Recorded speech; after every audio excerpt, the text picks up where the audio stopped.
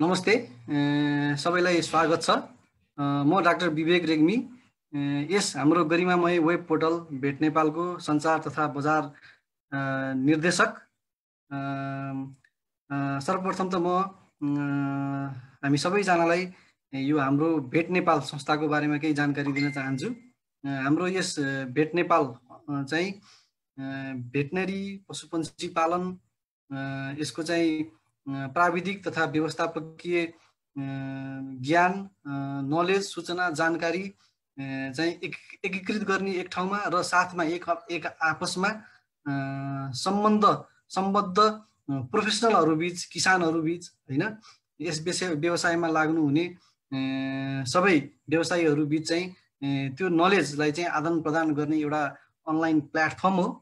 तपाईँ हामीलाई थाहै छ, यस भेट नेपाल संस्थाले विभिन्न समयमा पशुपक्षी पालन सम्बन्धी विभिन्न किसिमका प्राविधिक एवं व्यवस्थापकीय किसिमका प्राविधिक एवं व्यवस्थापकीय नलेज अथवा ज्ञान बाँड्ने किसिमका विभिन्न किसिमका अनलाइन तालिम, वेबिनार सञ्चालन गर्दै आइरहेको छ।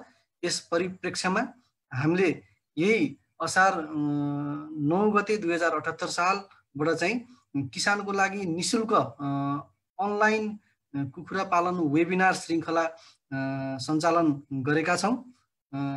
यस वेबिनार श्रृङ्खला विभिन्न भागमा प्रस्तुत हुनेछ र प्रत्येक भागमा कुखुरा पालन सम्बन्धित कुनै एक विषयमा मात्र चाहिँ कार्यपत्र विशेषज्ञ डाक्टरबाट चाहिँ कार्यपत्र प्रस्तुत गर्ने र छलफल गर्ने गरिन्छ।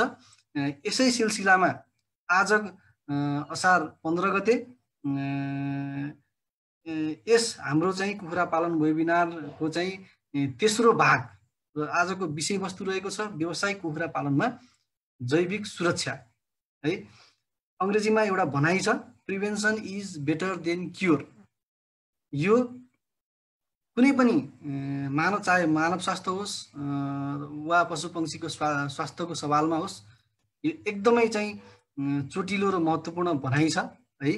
हामीले चाहिँ प्रिभेन्सन यानि कि रोगलाई चाहिँ दूर गर्न सकेनौँ भने रोग लागिसकेपछि चाहिँ विभिन्न किसिमका चाहिँ तपाईको चाहिँ समस्याहरू, जटिलताहरू आइपर्छन्। अझ पशुपक्षी पालनमा भन्ने हो भने है, कहिलेकाहीँ बिरामीको कारणले चाहिँ औषधि उपचारमा खर्च हुने र मृत्यु हुने मात्र होइन, अन्ततः गएर त्यसबाट हामीले लिन सक्ने उत्पादनमा पनि कमी हुन्छ। हामीले चाहिँ रोगको कारणले गर्दाखेरि चाहिँ यथोचित उत्पादन पनि दिन सक्दैनौँ है।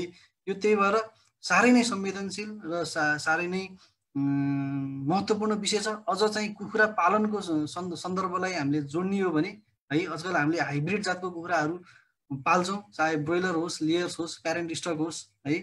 यिनीहरू चाहिँ यिनीहरूको स्वास्थ्य एकदमै संवेदनशील हुन्छ। सानो कुराको तलमाथिले गर्दाखेरि पनि अनेक किसिमका चाहिँ तपाईको धपेडी हुने, रोग व्याधि लाग्ने सम्भावना रहन्छ। र यस जैविक सुरक्षा विषयमा चाहिँ आज प्रस्तुति दिँदै हुनुहुन्छ विशेषज्ञ प्रस्तुता डाक्टर हरि अधिकारीले। Doctor Adhikari Srinagar agritech industries प्रालिका टेक्नो कमर्सियल म्यानेजर हुनुहुन्छ। त्यस्तै श्रीनगर एग्रो फार्मका तालिम प्रशिक्षक हुनुहुन्छ। ईश्वरी भेट सेन्टरका भेटनरी कन्सल्ट्यान्ट र बन्धु पोल्ट्री ब्रिडिङ फार्म प्रालिका भेटनरी कन्सल्ट्यान्ट हुनुहुन्छ।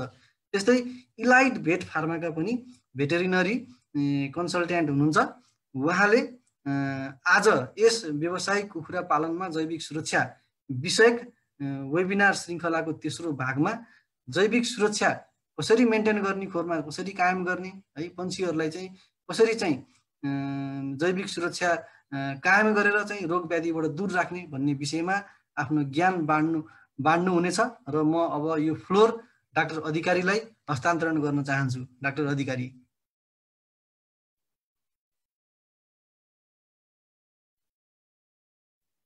कृपया अनम्युट गर्नु होला डाक्टर साहब। हेलो, धन्यवाद डाक्टर विवेक बन्धु डाक्टर साहब।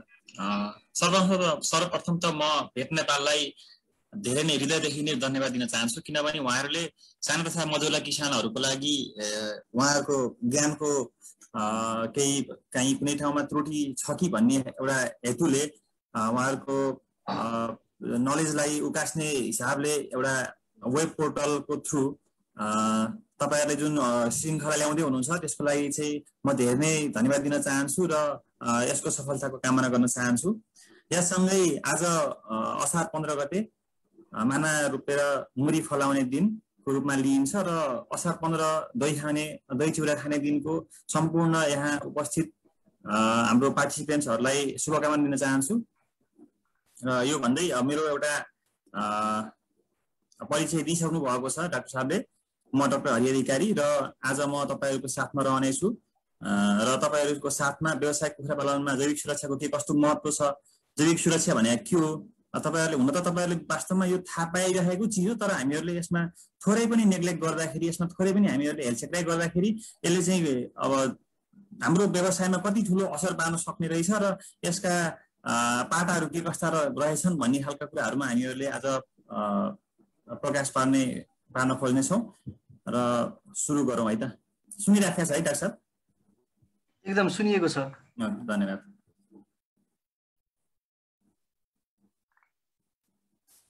व्यावसायिक कुखुरा पालनमा जैविक सुरक्षा भन्ने तपाईहरुले सुनिराख्नु भएको हो र यहाँ चित्रमा देख्न सक्नुहुन्छ कुखुराले मास्क लगाइरहेको छ। अचम्मको कुरा, कुखुराले मास्क लगाइरहेको छ।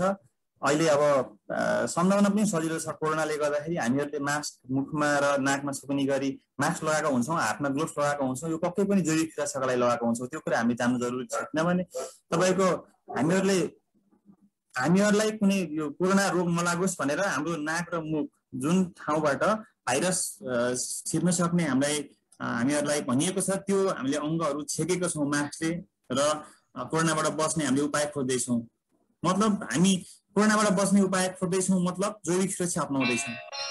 हो, सही कुरा कुखुरा पनि अथवा हाम्रो कुखुरा पालनमा पनि लागू हुन्छ। अघि डाक्टर साहबले भनिसक्नुभयो prevention is better than cure. यो तपाई हामीहरुले अब सानो क्लासदेखि नै पढिरहेको कुरा हो। Prevention is better than cure. यो भनेको रोग लागिसकेपछि उपचार गर्नु भन्दा रोग नै लाग्न नदिनु बुद्धिमानी। रोग लागिसकेपछि उपचार झन्झट, उपचार खर्च, तपाईको उपचार खर्चको क्रममा लाग्ने पैसाहरु हैन, त्यसपछि तपाईको त्यसले निम्त्याउने त्यो हाम्रो घाटाहरु, त्यो सबैबाट हामी बच्नको लागि एउटा बुद्धिमानी के हुन्छ भन्दाखेरि प्रिभेन्सन अथवा तपाईको त्यो रोग लाग्न नदिने के उपायहरु छन् त्यो अवलम्बन गर्नु पर्यो। मतलब जैविक सुरक्षा अवलम्बन गर्नु पर्यो। यो जैविक सुरक्षा र रोग यो चाहिँ यस्तो तपाईको अन्तर्निहित छ कि तपाई हामी नै त्यसको कारण हुन्छौं। हाम्रो फार्ममा रोग भित्राउने कारण तपाई हामी आफै कारक तत्व हुन्छौं र तपाई हामी नै समाधान हुन्छौं।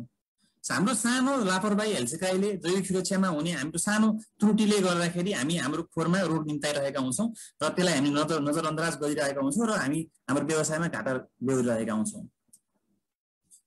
No entry strict biosecurity in effect भनेर अंग्रेजीमा लेखिएको छ। अब जस्तो अब हामी नेपालीमा पनि हामीहरुले हाम्रो फार्मको बाहिर गेटमा तपाईको अनुमति बिना प्रवेश निषेध, यहाँ जैविक सुरक्षा अपनाइएको छ भन्ने खालका एउटा सूचना के लेखेर राखिदिनु भयो भने कमसेकम कोही पनि मान्छे तपाईको खोरमा तपाईको अनुमति बिना अथवा तपाईले औषधि स्प्रे नगरिकन भित्र छिर्न पाउँदैन।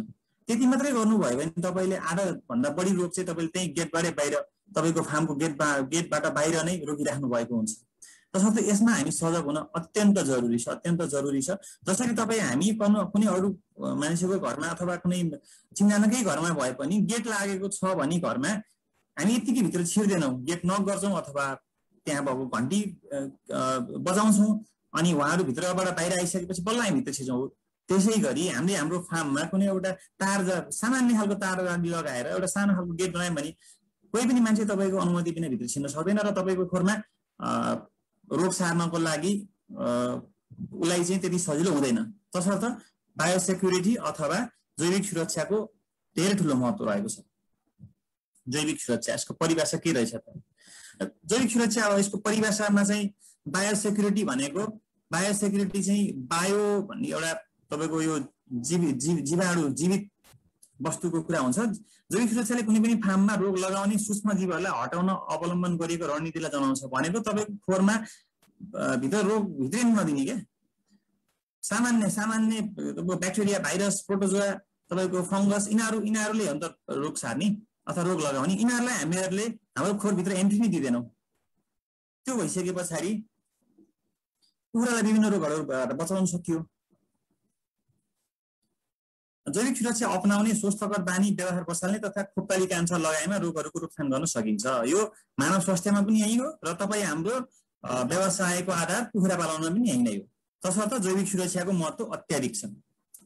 सुन्दाखेरि सानो टपिक लाग्न सक्छ तर यो यसको महत्त्व अत्याधिक छ। अब के को लागि त जैविक सुरक्षा के को लागि?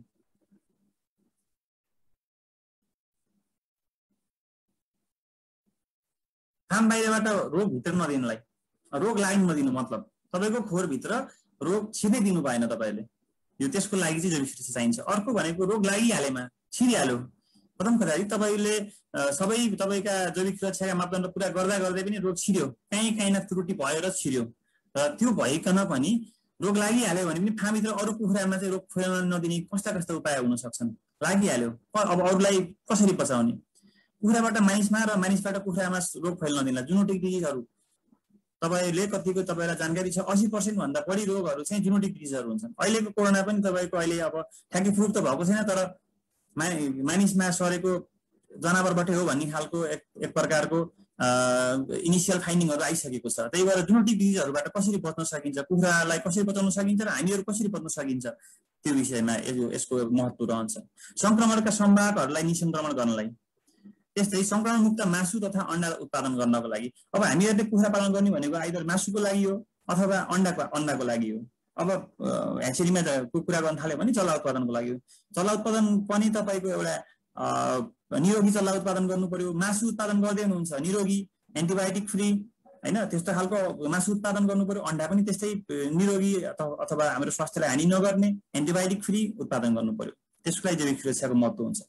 त्यस्तै उत्पादन लागत कम गर्नको लागि जैविक सुरक्षा किन महत्त्वपूर्ण हुन्छ भन्ने सोच्नु होला। तपाईको जैविक सुरक्षाको महत्त्व के रहेछ?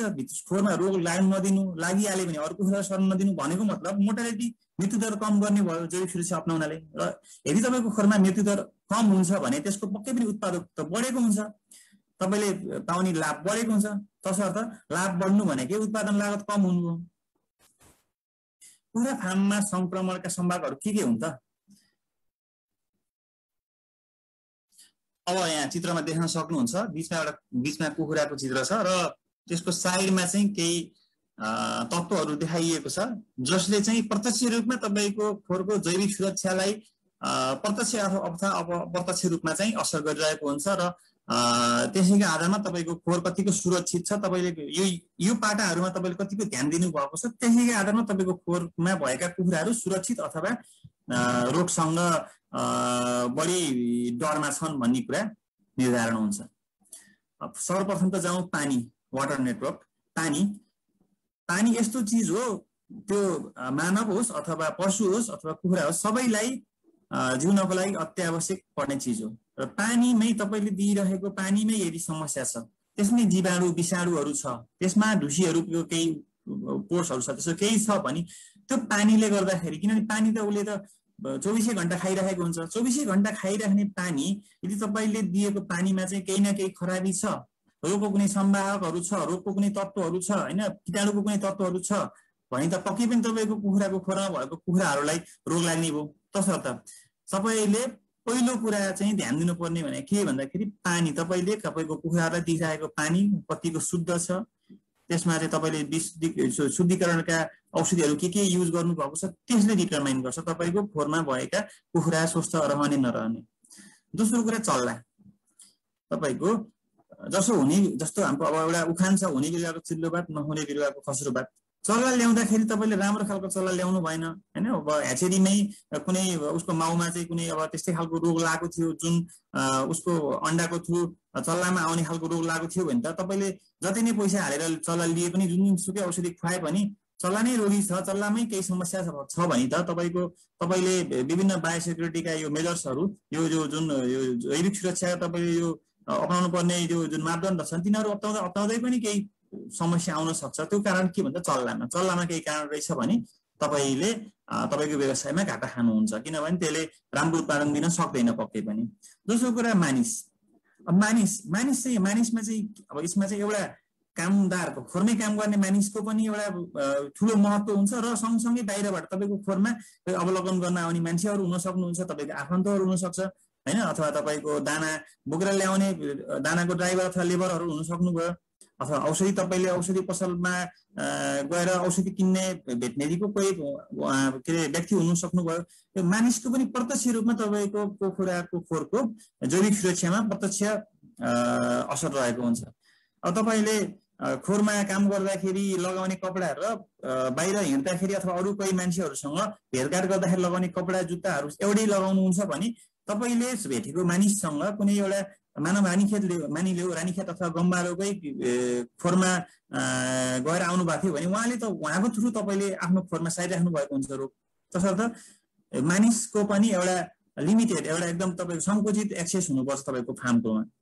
तपाईको फार्मको कामदारहरू खोरभित्रै निहित हुनु पर्यो। उहाँहरू बाहिर जानुहुन्छ भने खोर बाहेक बाहिरका कपडाहरू लगाउने हैन जुत्ता चप्पलहरू लगाउने त्यो चाहिँ उहाँहरूले अपनाउनु पर्यो।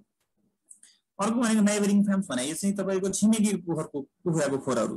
छिमेकमा तपाईको खोरको छिमेकमा चाहिँ अब सँगै पालेको कुखुराहरू हाल्नु नाना ब्रोइलरको एउटा एक्जाम्पल दिन यसको दिउँ। एकै दिन हाल्नु भएको छ, हामीहरूलाई कस्तो खालको कौतूहलता हुन्छ भन्दाखेरि मानव अब हाम्रो कुखुरा 12 दिनको भयो, अब फलानुको पनि 12 दिनको भयो, त्यसको कस्तो वेट आएको छ, मेरो कस्तो वेट आएको छ एक्चुअली चेक गर्नु पर्यो भनेर हामीहरू चाहिँ एकदम सामान्य रूपमा लिएर उसको खोरमा हेर्न जान्छौँ हैन। उसको कुखुरा कति दिनको भयो, त्यो कति वेटको भएछ, कति दाना खाएको छ, के छ, कतिको मर्या छ, मलाई भन्दाखेरि यस्तो भन्छ, त्यसको चाहिँ यस्तो गएर हेर्नु पर्यो भन्ने खालको तरिकाले हामी जान्छौँ अरूको खोरमा, छिमेकीको खोरमा। बहुत ठुलो गल्ती गरिरहेका हुन्छौँ। उसको खोरमा पनि रोग आएको हुनसक्छ। त्यही कुरा तपाईले फोनमा सोध्न सक्नुभयो अथवा तपाईँ आफ्नो खोरमा आफ्नो तरिकाले सबै कुराहरू चाहिँ मिलाएर पाल्नु भएको छ भने पक्कै फाइदा जानुहुन्छ। किन उनीहरूको बारेमा गएर तपाईको खोरमा उनीहरूको खोरमा गएर किन फोकटमा रोगको डर पैदा गर्ने। तसर्थ यो पनि हामी चुकिरहेका हुन्छौँ। हामी जति थाहा भए पनि हामीलाई थाहा छ यो जैविक सुरक्षाको बारेमा धेरै ट्रेनिङहरू लिनु भएको छ, धेरै कुरा सुनिराख्नु भएको छ, सिक्नु भएको छ, तर यो व्यवहारमा उतार्नु हुँदैन। तपाईहरू मध्ये कतिजनाले पक्कै पनि छिमेकीको खोरमा सँगै राखेको कुखुरा कति दिनको भयो, कति वेटको भयो, अथवा कति अन्डा दिइरहेको छ, कतिवटा मर्या छ, के छ, वहीँ गएर चेक गर्नुपर्छ हामीहरू हैन। अब अथवा इन्डाइरेक्ट रूपमा उही त्यो अब त्यो छिमेकीसँग गएर सोध्न पर्ने हुन्छ। त्यो गल्ती गरिरहेको छौँ। यो कुरा तपाईले एकदम रियलाइज गर्नुपर्ने हुन्छ। किन भन्दाखेरि यो सानो त्रुटिले गर्दाखेरि तपाईको व्यवसायमा ठुलो धक्का हान्न सक्छ। तसर्थ यो कुरामा तपाईहरुले सचेत हुनु पर्यो।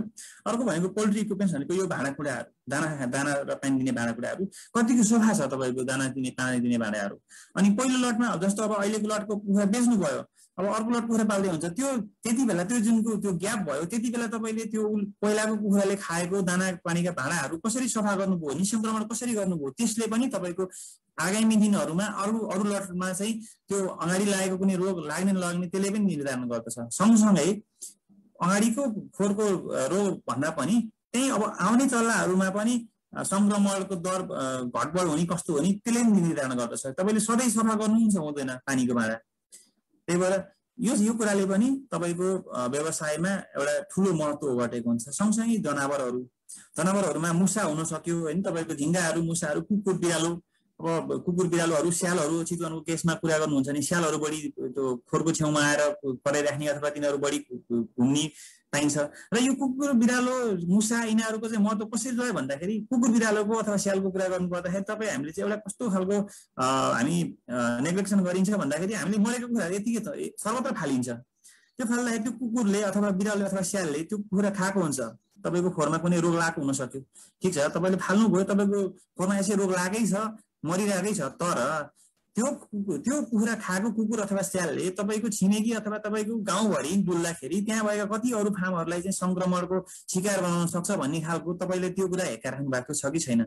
यो बायोसेक्युरिटीको जैविक सुरक्षाको तपाईले यो यति लेसन लिँदै तपाईले यो कुरा चाहिँ जान्न जरुरी छ कि तपाईले जैविक सुरक्षा तपाईको खोरको लागि मात्र होइन कि अरूको खोरको लागि, छिमेकीको लागि, तपाईको गाउँठाउँको मान्छेको लागि, एउटा गरिब किसानको लागि पनि प्रत्यक्ष रूपमा असर राख्दछ। तपाईले सानो हेलचेक्राइ गर्दाखेरि तपाई सँगसँगै तपाई लगायतका तपाईको गाउँले सानो किसानहरू, साना तथा मझौला किसानहरूलाई कति धेरै त्यसले असर गरिरहेको हुन्छ भन्ने कुरा पनि तपाईले चेक गर्नुपर्ने हुन्छ।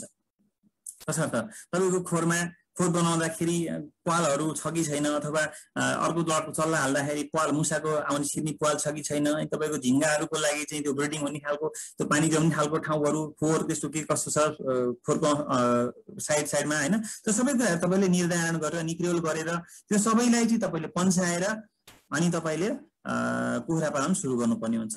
तारजाली गर्नु पर्यो फार्मको वरिपरि हैन, त्यो गर्नुभयो भने बल्ल तपाईँ जैविक सुरक्षा चाहिँ मेन्टेन गरेको हुनुहुन्छ। अर्को कुरा जङ्गली जनावर अथवा जङ्गली जनावर मात्रै नभनौँ, कागहरू भयो, यो भँगेराहरू भयो, सबै यो बाहिर चराहरू हामीले पाल्ने बाहेकका बाहिर चराहरूले चाहिँ तपाईँको खोरमा चाहिँ कतै गुड बनाएको छ भने त्यसले पनि प्रत्यक्ष रूपमा तपाईँको कुखुरा खोरमा चाहिँ एकदम ठुलो एउटा त्यो थ्रेटको रूपमा तपाईँलाई एउटा त्यो चाहिँ पछि एउटा कुनै भविष्यको रूपमा चाहिँ त्यसले एउटा रूप लिन सक्छ। किन भन्दाखेरि यो जङ्गली जनावरहरू सर्वत्र यता उड्छन् होइन। कुनै एउटा मानव कुनै एउटा रोग लागेको खोरमा गएर उनीहरू तपाईँको खोरमा आयो भने उनीहरूले पनि सार्न सक्छन्। तसर्थ खोरको वरिपरि त्यस्ता खालका चराहरूका गुणहरू हुन दिनु भएन। गुणहरू छन् भने हटाउनु पर्यो अथवा त्यो गुण हुने खालको ठाउँहरू चाहिँ राख्नु भएन। अर्को भनेको गाडीहरूको चाहिँ तपाईँको अब गाडीहरूको कुरा गर्नुपर्दा धेरै जस्तो भनेको यो दाना बोक्ने गाडीहरू तपाईँको फार्ममा पक्कै पनि सप्लायर्स अथवा कम्पनीबाट जहाँबाट दाना आए पनि गाडीमै ल्याउनुहुन्छ। अथवा तपाईँको कुखुरा उठाउन आउँदाखेरि तपाईँ 2 लट कुखुरा पाल्नु भएको छ भने 2 लट कुखुरा पाल्दाखेरि 1 लटको कुखुरा उठाउँदाखेरि सबै उठ्दैन। कुखुराको गाडी आएको छ। कुखुराको गाडी भनेको कस्तो चिज हो भन्दाखेरि त्यो रोगको घर हो। मासु पसल कुखुराको गाडीहरू रोगको घरहरू हो। सँगसँगै दाना गाडीहरू पनि रोगको घरहरू हो। किन भन्दाखेरि उनीहरू 10 ठाउँमा गएको हुन्छ, 10 वटा खोरमा गएर दाना झारेको हुन्छ। त्यही एउटै लेबर, त्यही एउटै ड्राइभर, त्यही एउटा गाडी 10 ठाउँमा गएर दाना झारेको हुन्छ, 10 ठाउँमा गएर कुखुरा उठाएको हुन्छ। उनीहरूले बायोसेक्युरिटीको कुनै पनि जैविक सुरक्षाको कुनै पनि तपाईँको एउटा सामान्य आधारभूत त्यो आवश्यकता पनि पुरा गरेको हुँदैनन्। र यदि उनीहरूलाई तपाईँले डाइरेक्ट तपाईँको खोरमा चाहिँ एक्सेस दिइराख्नु भएको छ भने तपाईँले जतिसुकै यो जैविक सुरक्षाको मापदण्ड अपनाए पनि एउटा त्यो सानो एउटा ड्राइभर त हो अथवा लेबर त हो होइन, मैले कहाँ त्यो गेटबाट दाना बोकेर यहाँ भित्रसम्म ल्याउने भन्ने खालको त्यो एउटा सानो तपाईँले नेग्लिजेन्स गर्दाखेरि तपाईँले तपाईँको खोरमा रोग भित्राउन सक्ने एकदम प्रबल सम्भावना हुन्छ। त्यसैले यो कुरामा पनि तपाईँ ध्यान दिनु जरुरी छ। तपाईँले दानाको गोदाम गेट नजिकै बनाउनु पर्यो। तपाईँको कुखुराको खोर र दानाको गोदाम बिचको केही ग्याप हुनु पर्यो। त्यो गर्न सक्नुभयो भने मात्रै तपाईँले रोग त्यो ड्राइभर, त्यो गाडी अथवा त्यो लेबरले ल्याएको रोग तपाईँले त्यहीँसम्म निहित गराउनु भयो र त्यहाँ तपाईँले डिसइन्फेक्टेन्ट अथवा त्यस्तै निसङ्क्रमणका औषधि छरिसकेपछि तपाईँले त्यो उसले ल्याएको हुनसक्छ कुनै रोग, त्यसबाट तपाईँ पार पाउन सक्नुहुन्न।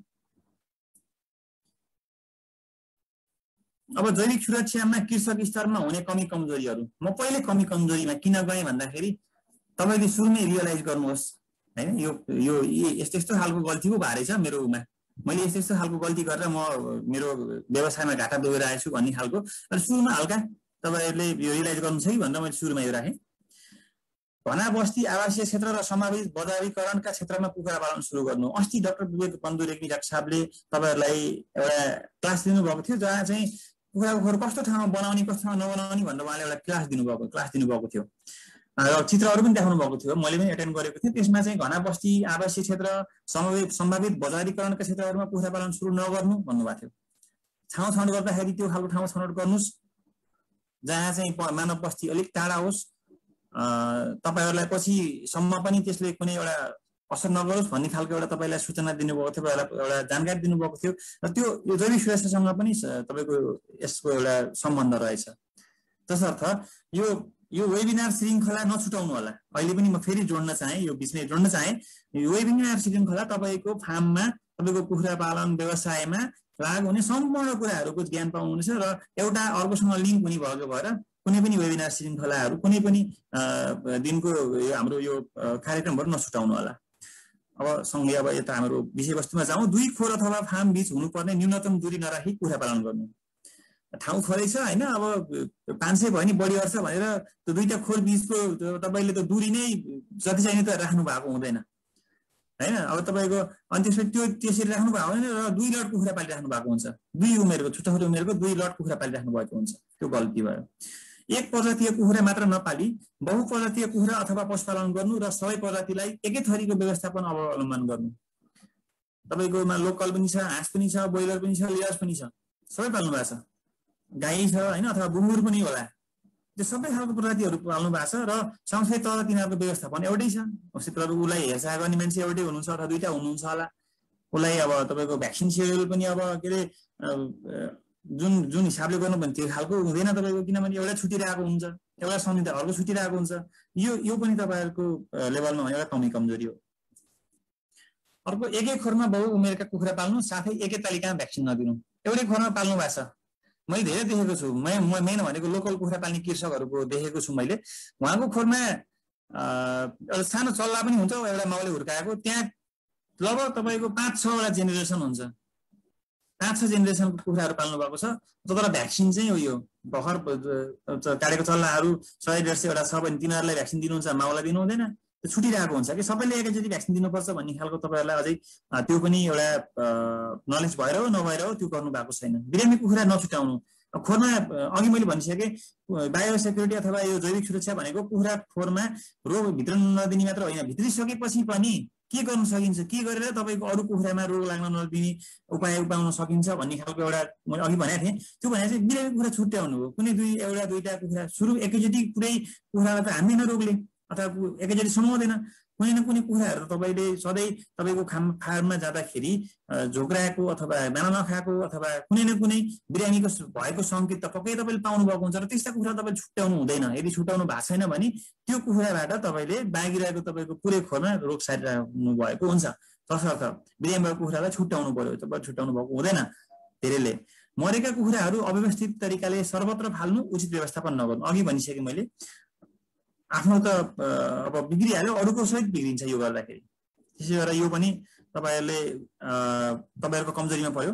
फुटपाथ खुट्टा चोक्ने ठाउँ फोहोर हुनु अथवा सुक्खा हुनु। कतिपयको ठाउँमा त हुँदैन, म धेरै ठाउँ देखेको छु बनाउनु भएकै हुँदैन यो। र अर्को कुरा भएको रहेछ भने पनि तपाईँको सुक्खा हुन्छ, त्यहाँ पानी केही हुँदैन, औषधि केही हुँदैन अथवा फोहोर हुन्छ, अनि त्यो पनि सानो बनाउनु भएको छ, हेलचेक्रै भयो। अर्को भनेको कामदारको छुट्टै आवास नभई खोरभित्रै बसोबास गर्नु। कामदार खोरभित्रै बसोबास गर्छ, ऊ तपाईँको खोरभित्रै बसोबास गर्छ भनेको उसले उसको आफ्नो एउटा घरै खोरभित्र भयो, उसको किचन त्यहीँ भयो। उसले गाईको उस्तो पहिला बाहिरबाट मासु ल्याएर खाला, त्यहीँ किचनमा खान्छ, उसको त्यहीँ खोरभित्रै खान्छ। बाहिर अरू कोहीसँग भेट्न जान्छ, आएर त्यही आफ्नै सुत्ने त्यहीँ खोरभित्रै हुन्छ। तसर्थ सबभन्दा ठुलो रोगको सम्भाग छ, त्यो पनि भयो। यो पनि सानो सामान्य लाग्छ, तर यसले पनि तपाईँको खोरमा रोग भित्राइरहेको हुन्छ। अब जैविक सुरक्षाका महत्त्वपूर्ण सिद्धान्तहरू के हुन् त? रोग तथा रोगी कुखुरालाई स्वस्थ कुखुराबाट अलग राख्ने भनेको आइसोलेसन एन्ड ट्राफिक कन्ट्रोल भन्छ अङ्ग्रेजीमा। आइसोलेसन, रोग लाग्यो तपाईँको खोरमा, कुखुराको खोरमा रोग छिरिसक्यो, अब के भन्दा आइसोलेट गर्ने। मानौँ अहिलेको अवस्थामा कोरोना लागिसकेको मान्छेलाई हाम्रो परिवारमा कसैलाई सदस्यलाई कोरोना लाग्छ भने आइसोलेट गरेर राख्छौँ। उहाँलाई हामीले छुट्टै कोठामा राख्छौँ, उहाँहरूलाई छुट्टै खालको खानपिनको व्यवस्था गर्छौँ, उहाँहरूको छुट्टै खालको केयर गर्छौँ। त्यही पनि लागु हुन्छ, सेम कुरा कुखुरामा पनि लागु हुन्छ। कुनै रोगी कुखुरा भेट्नुहुन्छ भने उसलाई छुट्टै खालको व्यवस्थापनमा राख्नु पर्यो, छुट्टै एउटा ठाउँ उसलाई दिनु पर्यो, त्यहाँ चाहिँ उसलाई छुट्टै दाना पानीको भाँडा राखिदिनु पर्यो। त्यो गरिसके पछाडि त्यसको केयर छुट्टै उसले अलग खालको केयर पाउँछ र तपाईँको अलिक राम्रो केयर पायो भने के थाहा, उसलाई त्यो नमर्न नि सक्यो अथवा ऊ छिटै निको हुन सक्यो। र सँगसँगै त्यो बाहेक अर्को फाइदा भनेको उसले अरू कुखुराहरूलाई रोग सारेन। अर्को भनेको खोर तथा उपकरणको नियमित सरसफाइ, सेनिटेसन। अघि भनिसकेँ दाना पानीको भाँडाको पनि कुरा गरेँ मैले होइन, तपाईँको खोरको सरसफाइको कुरा गरेँ। सबै मानव स्वास्थ्य होस्, कुखुराको स्वास्थ्य होस्, पशु स्वास्थ्य, जुन कुनैमा पनि यो तपाईँको सरसफाइको सेनिटेसनको कुरा एकदम महत्त्वपूर्ण हुन्छ। योमा ध्यान पर्ने, यसको यो पनि महत्त्वपूर्ण सिद्धान्तभित्र पर्छ जैविक सुरक्षाको। अर्को भनेको निसङ्क्रमण, डिसइन्फेक्सन। एक प्लटको कुखुरा हटाइसके पछाडि त्यसमा गरिने डिसइन्फेक्सनहरू के हुन्, निसङ्क्रमणका उपायहरू के हुन्, त्यो अपनाउनु पर्यो। र सँगसँगै कुखुरामा खोरभित्रै कस्ता कस्ता डिसइन्फेक्सनका अथवा निसङ्क्रमणका उपायहरू अपनाउन सकिन्छ कुखुरा भइकन पनि, त्यो भयो। अनि तपाईँको खोरभित्र प्रवेश गर्ने ठाउँमा चाहिँ कस्ता खालका यो निसङ्क्रमणका उपायहरू अपनाउन सकिन्छ, यो सबै यो जैविक सुरक्षाको सिद्धान्तभित्र पर्दछ। रोग तथा रोगी कुखुरालाई स्वास्थ्य कुखुराबाट अलग राख्ने अघि भने मैले। अब यो भनेको चाहिँ यो जैविक सुरक्षाको सबभन्दा महत्त्वपूर्ण पक्ष, लागिसकेपछिको सबभन्दा ठुलो एउटा महत्त्वपूर्ण पक्ष भनेको यो रोग लागिसकेका कुखुराहरूलाई छुट्टै राख्नु, अलगै राख्नु, क्वारेन्टाइनमा राख्नु, एउटा क्वारेन्टाइन सेल बनाउनु, आइसोलेसन सेल बनाउनु भनेको चाहिँ एउटा महत्त्वपूर्ण स्टेप हुन्छ अरू कुखुरालाई रोग नसरोस् भन्नको लागि। फार्म तथा बाहिरी तत्त्व बीच भौतिक दूरी, तारबार, खोरको छुट्टै कपडा, अघि भनिसक्यो एप्रोनहरू हुन सक्यो तपाईँको, अनि जुत्ताहरू हुन सक्यो, गम्बुटहरू हुन सक्यो, चप्पलहरू हुन सक्यो। फार्ममा आउने गाडी र फार्मको दूरी, दुई फार्म बीचको दूरी, बाहिरी आगन्तुकको निसङ्क्रमण सँगसँगै त अहिले म पछि जोड्नेछु अभिलेखीकरण। तपाईँको खोरमा को आउनु भयो, तपाईँको आफन्त नै किन नआउनुहोस्, उहाँको अभिलेख राख्नु पर्यो। यो भनेको कन्ट्याक्ट ट्रेसिङको लागि। जसरी अहिले कोरोनाको केसमा तपाईँ कोसँग भेट्नुभयो र तपाईँलाई कोरोना लाग्यो भनेर, तपाईँलाई कोरोना लागिसकेपछि पुष्टि गर्दाखेरि तपाईँलाई कोरोना सर्यो त, अथवा तपाईँ कोसँग भेट्नु भयो त भनेर कन्ट्याक्ट ट्रेसिङ गरिन्छ नि हो। त्यसैको लागि चाहिँ तपाईँले बायोली आगन्तुकको अभिलेख राख्नुपर्छ सबैको खोरमा। वन्यजन्तु चराचुरुङ्गीको दूरी पनि अब तपाईँले तपाईँको खोरबाट अलिक टाढै गर्नु पर्यो। अर्को भनेको आवश्यक सामग्री खोर भित्राउँदा निसङ्क्रमण गरेर भित्राउने, दानाको कुरा होस्, पानी खाने भाँडाको कुरा होस्, दाना खाने भाँडाको कुरा होस्, अथवा खोरमा औषधिकै किन्न कुरा नहोस् हैन। तपाईले औषधि किन्दाखेरि भेटनेरीमा अथवा कुखुरा मरिसकेपछि कुनै ल्याबमा लगेर आउँदाखेरि आए त्यहाँबाट ल्याउने तपाईले औषधि साधन सामग्री के हुन्छ त्यसको पनि तपाईको खोरभित्र छिटो भन्दा त्यसको पनि निसङ्क्रमण गर्न जरुरी छ। अर्को अल इन अल आउट व्यवस्थापन पद्धति, यो भनेको चाहिँ तपाईले एक लडको चल्ला भित्र हालिसके पछाडि त्यो पुरै ननिस्किन्जेलसम्म त्यो पुरै बिक्री गरेर त्यो बीजको त्यो अर्को लट हाल्नु भन्दा बीजको जुन एउटा पिरियड हुन्छ त्यो पुरै तपाईले कभर नगरिकन अर्को फ्लक हाल्नु भएन। 2 कुखुरा फार्म बीजको आवश्यक दूरी, अब यहाँ देख्न सक्नुहुन्छ अब कसरी यो बायोसेक्युरिटी अथवा तपाईले अघि त मैले भनिसके कुखुराहरू छुट्याउने, रोगी कुखुरा छुट्याउने, तर रोगी कुखुरा छुट्याउँदाखेरि अब पहिचान कसरी गर्ने हैन। अब यो चित्रमा सामान्य खालको एउटा देखाएको छु। दुईटा कुखुरा, एउटा ब्रोइलर कुखुरा छ झोक्राएर बसेको छ, अर्को त्यहाँ लोकल जस्तो छ हैन, झोक्राएर बसेको छ। कहीँ न कहीँ तपाई सधैँ तपाईको फार्ममा घुमिरहने फार्ममा तपाई सधैँ हिँडिरहने बाटोमा कहाँनिर खाल्डो छ के छ, कुनै दिन खाल्डो अथवा केही भयो भने त तपाईले जसरी त्यो केयर गरिराख्नु भएको हुन्छ। तपाई सधैँ तपाईले स्याहार सुसार गरेको माया गरेको कुखुरा कुन चाहिँ बिरामी भयो, कुन चाहिँ दाना खाए छैन, कुनले पानी खाएको छैन, त्यो चाहिँ एकदम वाच गर्नु। तपाईको इन्द्रियहरू ज्ञानेन्द्रियहरूले चाहिँ पत्ता लगाउनु पर्यो। देखेर हुन्छ कि अथवा दाना सुँगेर हुन्छ हैन, अथवा तपाईको कुखुरा समाएर हुन्छ, उनीहरुको ज्वरो आएको छ के छ समाएर थाहा पाउन सकिन्छ। आँखाले देखेर दाना खाएको छ कि छैन, झोगाएको छ कि के छ, कस्तो खालको बिहेभियरहरु देखाएको, त्यो सबै कुराहरु चाहिँ तपाईले पहिला पहिचान गर्नु पर्यो रोगी कुखुराको। त्यसपछि पहिचान गरिसकेपछि त्यो रोगी कुखुराहरुलाई छुट्टै बारेर एउटा क्वारेन्टाइन सेड अथवा सानो एउटा छुट्टै दाना पानीको व्यवस्था भएको हैन, भेन्टिलेसनको राम्रो व्यवस्था भएको एउटा ठाउँमा अलग्गै राख्नु पर्यो त्यो कुखुराहरुलाई। त्यसपछि अब पक्कै पनि केही न केही रोग त फैलियो, रोग आइसकेपछि कुखुरा झोक्राए तपाईको, अथवा कुनै अब तपाईको भाइरल रोग हुन सक्यो, अथवा जीवाणु विषाणु जेले पनि गर्न सक्यो, अथवा कुनै प्रोटोजोल डिजिज हुन सक्यो। त्यसको लागि चाहिँ तपाईले अब त्यहाँ भएका कुखुराहरुलाई बचाउनको लागि खोरभित्र निसंक्रमणका औषधिहरु स्प्रे गर्नु पर्यो। ती निसंक्रमणका औषधि पनि खोरभित्र कुखुरा भएको बेलामा स्प्रे गर्न मिल्ने खालका पनि छुट्टै हुन्छन् र नमिल्ने खालका नि हुन सक्छन्। त्यो तपाईले निर्धारण गरेर भित्र औषधि स्प्रे गर्नु पर्यो। अर्को भनेको अब रोग लागिसक्यो, तपाईले यो सबै कुरा त अघि मैले भनेका कुराहरु तपाई आफ्नो खोरमा आफ्नो ज्ञानले तपाईले अपनाउन सक्नुभयो, सजग हुन सक्नुभयो। अब लास्टमा चाहिँ के रोगले गर्दाखेरि कुखुरा झोक्राए त नि, के रोगले गर्दाखेरि समस्या देखियो त नि, त्यो त थाहा पाउनु पर्यो। त्यसको लागि एउटा कुनै पशु चिकित्सकसँग हैन, कुनै एउटा राम्रो पशु चिकित्सकसँग चाहिँ तपाईले तपाईको कुखुरा लगेर देखाउनु पर्यो, उहाँले पोस्टमार्टम गर्नुहुन्छ र उहाँको सल्लाह अनुसार के कस्ता औषधि उपचार गर्ने हो गर्नु पर्यो। यतिकै ल यो अघिल्लो लटमा त यो यस्तो झोक्राउँदाखेरि मैले यो औषधि चलाएको थिएँ, अहिले नि त्यो चलाउनु पर्यो, त्यो नगर्नु, कदापि नगर्नु। त्यो गर्दाखेरि तपाईले 3 दिन त्यो औषधि चलाउँदाखेरिको त्यो जुन ग्याप हुन्छ त्यसले गर्दाखेरि धेरै ढिलो भइसकेको हुन सक्छ। तसर्थ यो सबै मैले अघि माथि भनेका 3वटा काम गरिसकेपछि कुखुरा पहिला पहिचान गर्ने, छुट्याउने, त्यसपछि भित्र औषधि स्प्रे गरिसके पछाडि र त्यसको अर्को स्टेप भनेको तपाईले एउटा पशु चिकित्सकलाई देखाउनु पर्यो, कुखुरा पोस्टमार्टम गर्नुहुन्छ। त्यसपछि त्यो पोस्टमार्टम अनुसारको औषधि उपचार के भएको हो हैन, त्यो डायग्नोसिस भइसके पछाडि चल्छ र बल्ल अगाडि बढ्नु पर्यो। अर्को खोर तथा उपकरणको नियमित सरसफाई, आँखाले देखिने फोहोरका साथै भाँडाकुँडा तथा खोरमा हुन सक्ने अदृश्य फोहोर तथा कीटाणुका सम्भागहरूको सरसफाई, यो चाहिँ अंग्रेजीमा स्क्रबिङ, ब्रशिङ, हाई प्रेसर डिटर्जेन्ट वाशिङ भनिन्छ। यो भनेको मेन भनेको सुरुको हाम्रो सरसफाई, यो सफाईको खोर सफाईको अथवा भाँडाकुँडा सफाईको पहिलो एउटा आधार भनेको चाहिँ तपाईले आँखाले देख्न सक्ने जति पनि फोहोर छन् ती सबै फोहोरहरू चाहिँ हटाउनु पर्यो। त्यो सबै फोहोरहरू चाहिँ सफा गर्नु पर्यो। जबसम्म तपाईले देखिने आँखाले देखिने खालका फोहोरहरू त्यो भाँडाकुँडा अथवा खोरमा रहन्छ तबसम्म तपाईले प्रयोग गरेका जति पनि निसंक्रमणका औषधिहरू छन् तिनीहरू काम गर्दैनन्।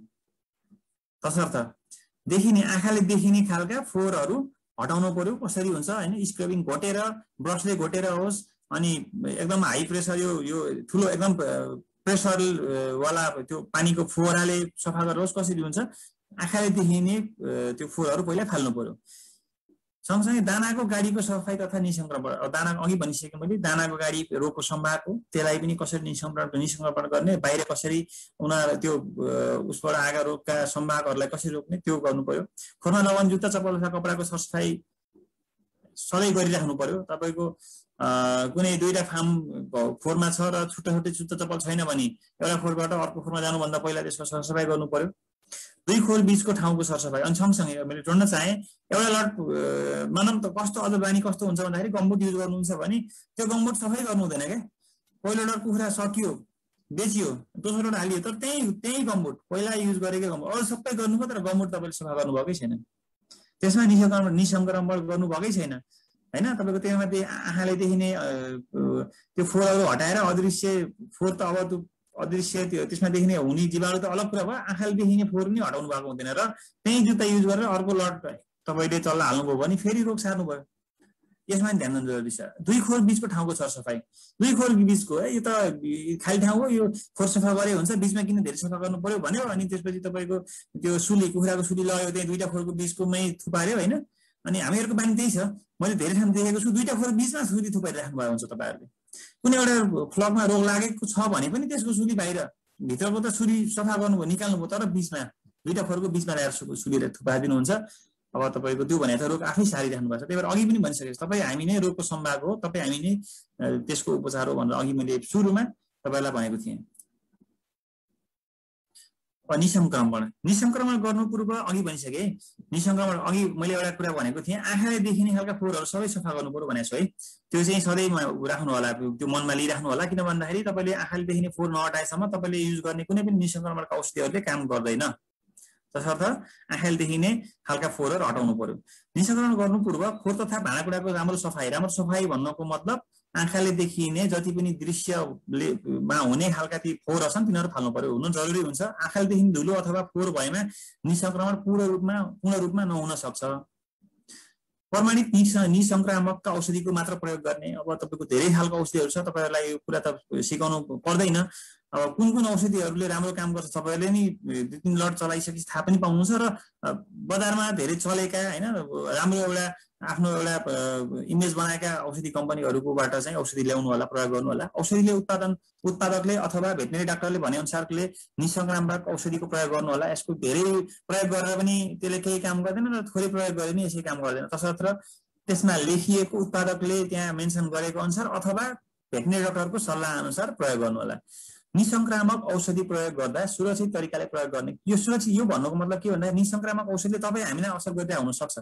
तसर्थ मास्क लगाएर गर्नु पर्यो, हातमा ग्लोभ्स लगाएर गर्नु पर्यो, त्यस पछाडि तपाईँको आँखामा चाहिँ चस्मा लगाउनु पर्यो। धेरै थरी निसंक्रामक औषधिहरू हुन्छन् जसले हामीहरूलाई नै असर गर्न सक्छन्। हामीहरूलाई प्रत्यक्ष अप्रत्यक्ष रूपमा श्वास प्रश्वासदेखि लिएर अरू विभिन्न समस्या हुने खालका असरहरू हुन सक्छन्। तसर्थ सुरक्षित तरिकाले प्रयोग गर्नु पर्यो। कहीँ कतै कुना काप्ची नछुटाई सम्पूर्ण खोर तथा उपकरण तथा गाडीहरू निसंक्रमण गर्ने। कुना काप्चीमा पनि तपाईँको थोरै धुलो त हो, थोरै सुली त हो भनेर त्यसरी छोड्नु भएन।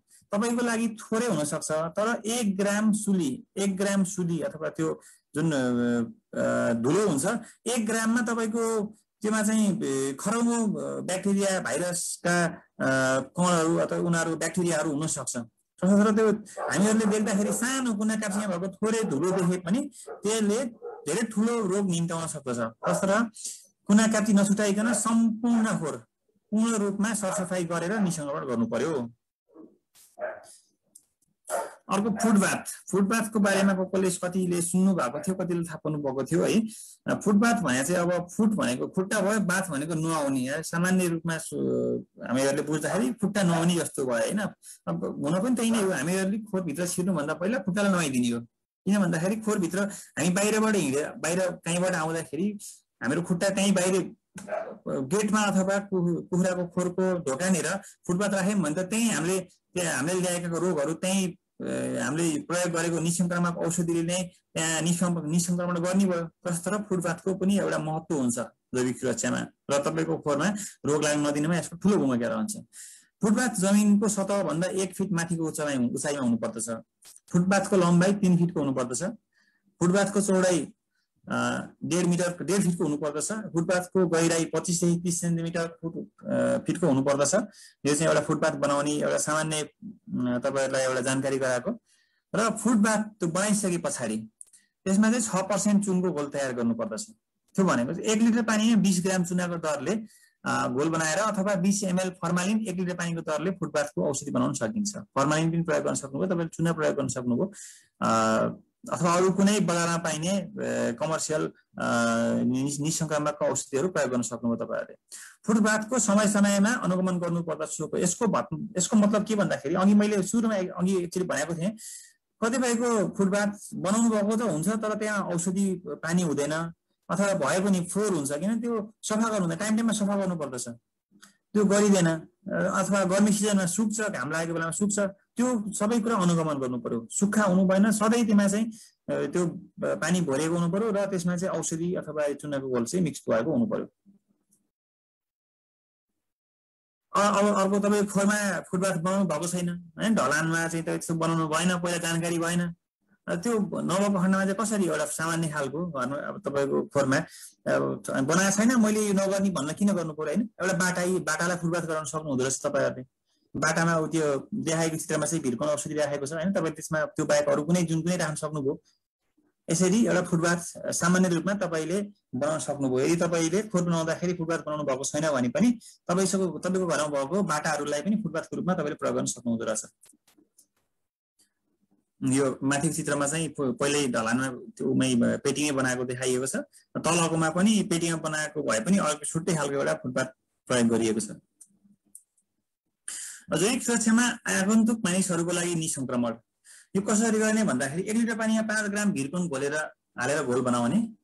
बनाएको घोललाई भिरकोन मैले चाहिँ अन्यथा नलिनु होला, तपाईहरुले हाम्रो किसानहरूले चाहिँ धेरै जस्तो बुझ्ने खालको एउटा भिरकोन एउटा कुनै प्रोडक्टको मात्र नाम लिएकोमा चाहिँ यसलाई अन्यथा नलिनु होला, यो सबैले बुझ्ने खालको हुने हिसाबले लेखेको छु।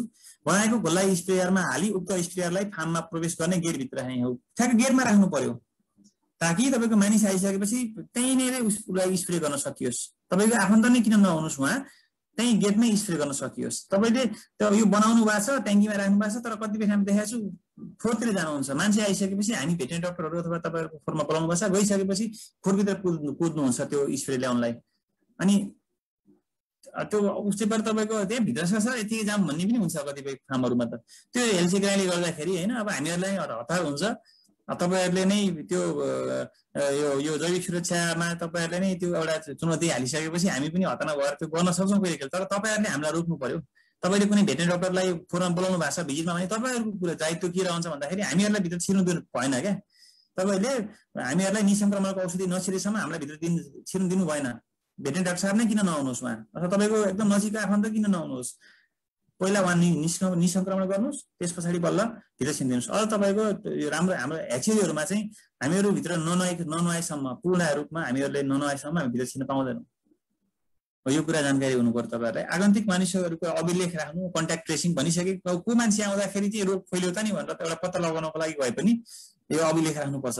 र तपाईँ त्यस पछाडि तपाईको पछाडि उहाँ कहाँ जानुभयो त्यो ठाउँमा नि हामीले सचेत रहन भन्न सकियो नि त। त्यो हिसाबले पनि अभिलेख राख्नु पर्दछ। आगन्तुक मानिसको सर्वप्रथम जुत्ता फर्काउन लगाएर कसरी स्प्रे गर्ने त भन्दाखेरि जुत्ता फर्काउन लगाएर जुत्ताको सोलमा स्प्रेयरले स्प्रे गर्ने, त्यसपछि बिस्तारै घुँडाभन्दा मुनि राम्रोसँग भिज्ने गरी स्प्रे गर्ने। सम्पूर्ण कामदार तथा आगन्तुकहरूले खोर प्रवेश गर्नु अघि वा खोरबाट निस्कने बेलामा हात धुने, एप्रोन फेर्ने, जुत्ता चप्पल परिवर्तन गर्ने तथा निसंक्रमण जोरले स्प्रे गर्ने।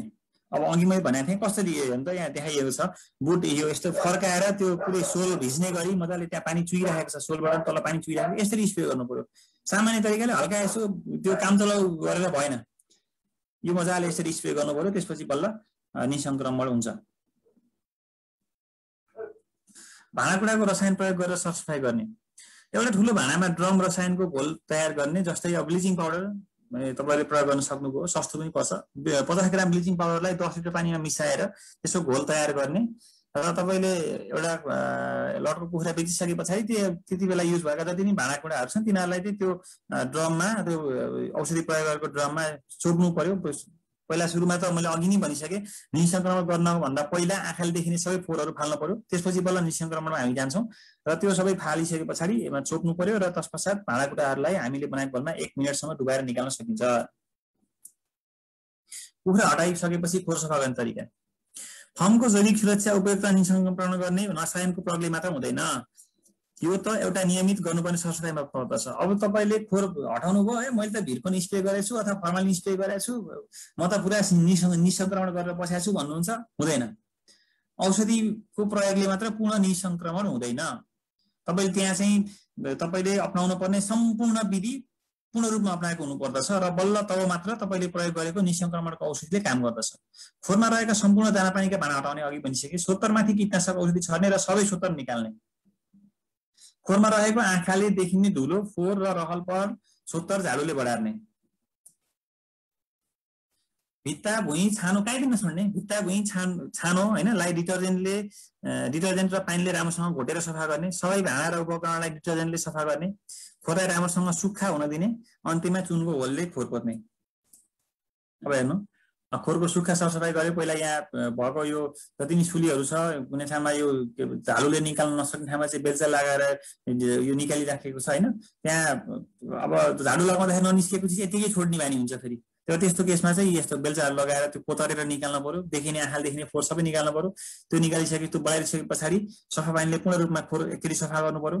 त्यस पछाडि फेरि ब्रसले घोटेर रहल पर, अब एकचोटि ब्रसले घोट्नु पर्यो, फेरि रहल पर फोहोर सफा गर्नु पर्यो। त्यसपछि पानीको फोहोराले पुनः सफा गर्ने। यो घोटिसके पछाडि पानीको फोहोराले छानो सफा गर्ने। अनि छानो सफा गरिसकेपछि ब्लिचिङ पाउडरले फेरि घोटेर सफा, फेरि ब्लिचिङ पाउडर युज गर्ने। अनि त्यसले घोटेर सफा गरिसके पछाडि पानीको फोहोराले पुनः यो ब्लिचिङ पाउडर हालिसकेपछि फेरि एकचोटि सफा गर्ने। अनि खोर सुक्खा हुन दिने। जब एकचोटि खोर सुक्खा हुन्छ, खोर सुक्खा भइसके पछाडि त्यसमा चाहिँ चुनको घोलले खोर पोत्ने। अब फुमिगेसन, यो एउटा महत्त्वपूर्ण, एकदम महत्त्वपूर्ण टपिक हो। कति यहाँले सुन्नु भएको छ छैन यो फुमिगेसनको बारेमा। यो एकदम महत्त्वपूर्ण टपिक, यो एउटा प्रोसेस हो। यो जान्नुभयो भने पनि तपाईँले धेरै रोगका यो सम्भागहरूलाई तपाईँले निसंक्रमण अथवा तपाईँले हटाउन सक्नुहुन्छ। यसमा देखाइएको छ यहाँ धुवा पुत्ताएको छ, एउटामा चाहिँ भाँडामा राखेर धुवा पुत्ताएको छ, अर्कोमा चाहिँ एउटा मेसिन जस्तोले चाहिँ धुवा पुरा पुत्ताएको देखिन्छ होइन। यो चाहिँ धुवा पुत्ताउने हो फुमिगेसनमा चाहिँ। यहाँ तल मैले चित्रमा देखाएको छु, एउटा चाहिँ माटोको भाँडो राखेको छु। माटोको भाँडो किन राखेँ भन्दाखेरि यो किन्नलाई सस्तो पनि हुन्छ र प्रयोग गर्न सजिलो पनि हुन्छ। अर्को चाहिँ पोटासियम परम्याङ्गनेट भन्ने खालको एउटा देख्नु भएको छ, औषधिको नाम देख्नु भएको छ। अर्को फर्मालिन देख्नुभयो। यो हामीहरूलाई फुमिगेसनलाई यो 3 चिज चाहिन्छ। अब फुमिगेसन गर्ने तरिका, यस तरिकामा के छ भन्दाखेरि खोरको क्षेत्रफल अनुसार आवश्यक माटोको भाँडा लिने र पोटास र फर्मालिन तयार पार्ने। हामीलाई चाहिने भनेको 3 चिज रहेछ, एउटा माटोको भाँडो, एउटा पोटासियम परम्याङ्गनेट, अर्को चाहिँ फर्मालिन फुमिगेसनको लागि। र खोरको लम्बाइमा प्रत्येक 10 मिटरको फरकमा माटोको भाँडो राख्नु। खोरको लम्बाइमा तपाईँको 100 मिटरको खोर छ भने 10 मिटरमा चाहिँ भाँडो राख्नु, माटोको भाँडो। खोर चारैतिरबाट हावा भित्र नपस्ने गरी बन्द गर्नु पर्यो। चारैतिरबाट तिरपालले पुरै बन्द गर्नु पर्यो, कभर गर्नु पर्यो, र ताकि भित्र हावा नछिरोस् र भित्रको हावा पनि बाहिर नजाओस्।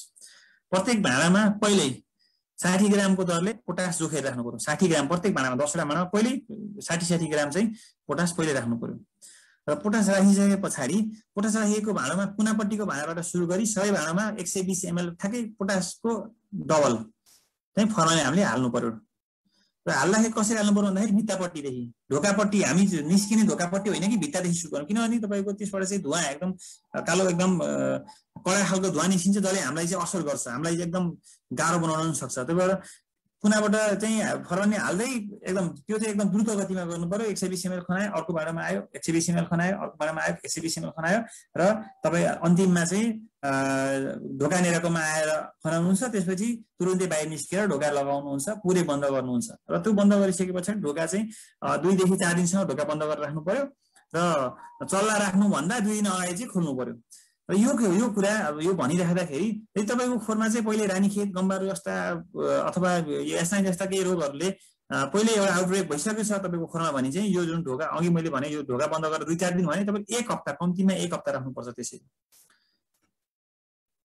किनभने तपाईँको पूर्ण रूपमा चाहिँ एउटा ग्याप मेन्टेन गर्न र त्यहाँ भएका सबै संक्रमणका सम्भागहरूलाई चाहिँ मार्नको लागि चाहिँ त्यो 1 हप्ताको लागि तपाईँले ढोका बन्द गरेर राख्नुपर्छ।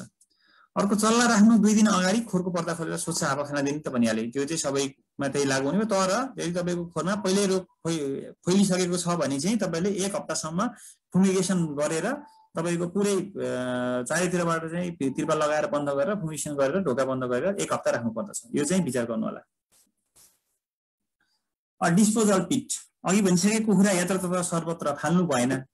मैले कुखुरा के गर्ने त भन्दा सधैँ के अरे बारीमा एउटा सानो सानो खाल्टो खनेर त्यो बारी तपाईँले बारीमा गाड्न थाल्नुभयो भने र कुनै बेला अलिक धेरै मोर्टालिटी गएको केसमा त तपाईँको बारी पुरै सकिन्छ, तर पनि कुखुरा मर्न सकिँदैन। त्यस्तो केसमा तपाईँले चाहिँ एउटा डिस्पोजेबल पिट बनाउनु पर्यो। यस्ता खालको एउटा इनार जस्तो, इनार भने अब रिङको 8-10वटा रिङ गाडेर यस्ता खालको एउटा पिट बनाउनु पर्यो र माथि ढकनी भएको पिट बनाउनु भयो भने तपाईँले तपाईँका मरेका कुखुराहरू सजिलोसँग त्यहाँ गाड्न सक्नुहुन्छ। त्यसबाट धेरै गन्ध पनि आउँदैन। त्यहाँ समय समयमा त्यसमा औषधिहरू अथवा चुनहरू चाहिँ छर्किराख्नु पर्यो। त्यो भएको खण्डमा तपाईँले तपाईँकै खोरमा चाहिँ पछि भावी रूपमा कुनै एक लटमा देखिएको कुखुराको रोगबाट अर्को लटमा चाहिँ सर्ने सम्भावना पनि कम हुन्छ यो गर्दाखेरि।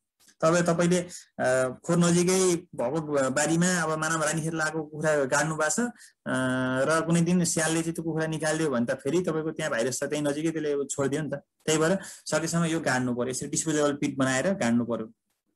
यसले तपाईँको मात्र होइन, तपाईँको छरछिमेकमा भएका सामान्य साना तथा मझौला किसानहरूलाई यसले ठुलो सहयोग गर्दछ।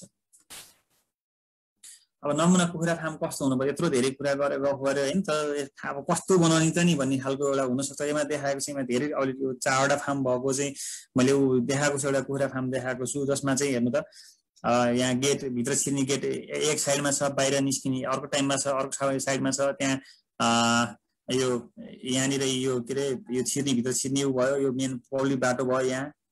अनि तपाईँको यहाँनिर आएर चाहिँ मरेको कुखुरा एउटा राख्ने ठाउँ बनाएको छ, अलिक टाढा, खोरबाट अलिक टाढा छ। अनि यहाँबाट भित्र छिरेको यत्रो धेरै ग्याप छ, मान्छेहरू यताउति जान पाउँदैन है।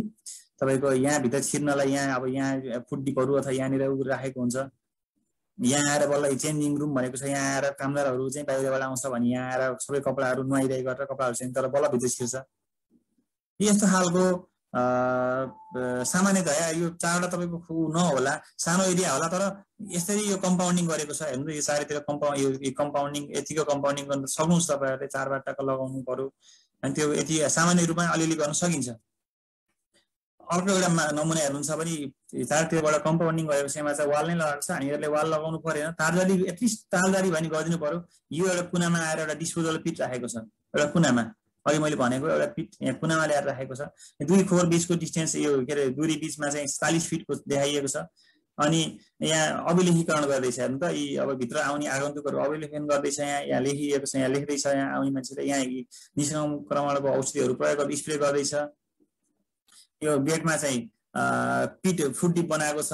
यहाँ गाडी जाने ठाउँ नै भरि नै फुड डिप बनाइदिएको छ।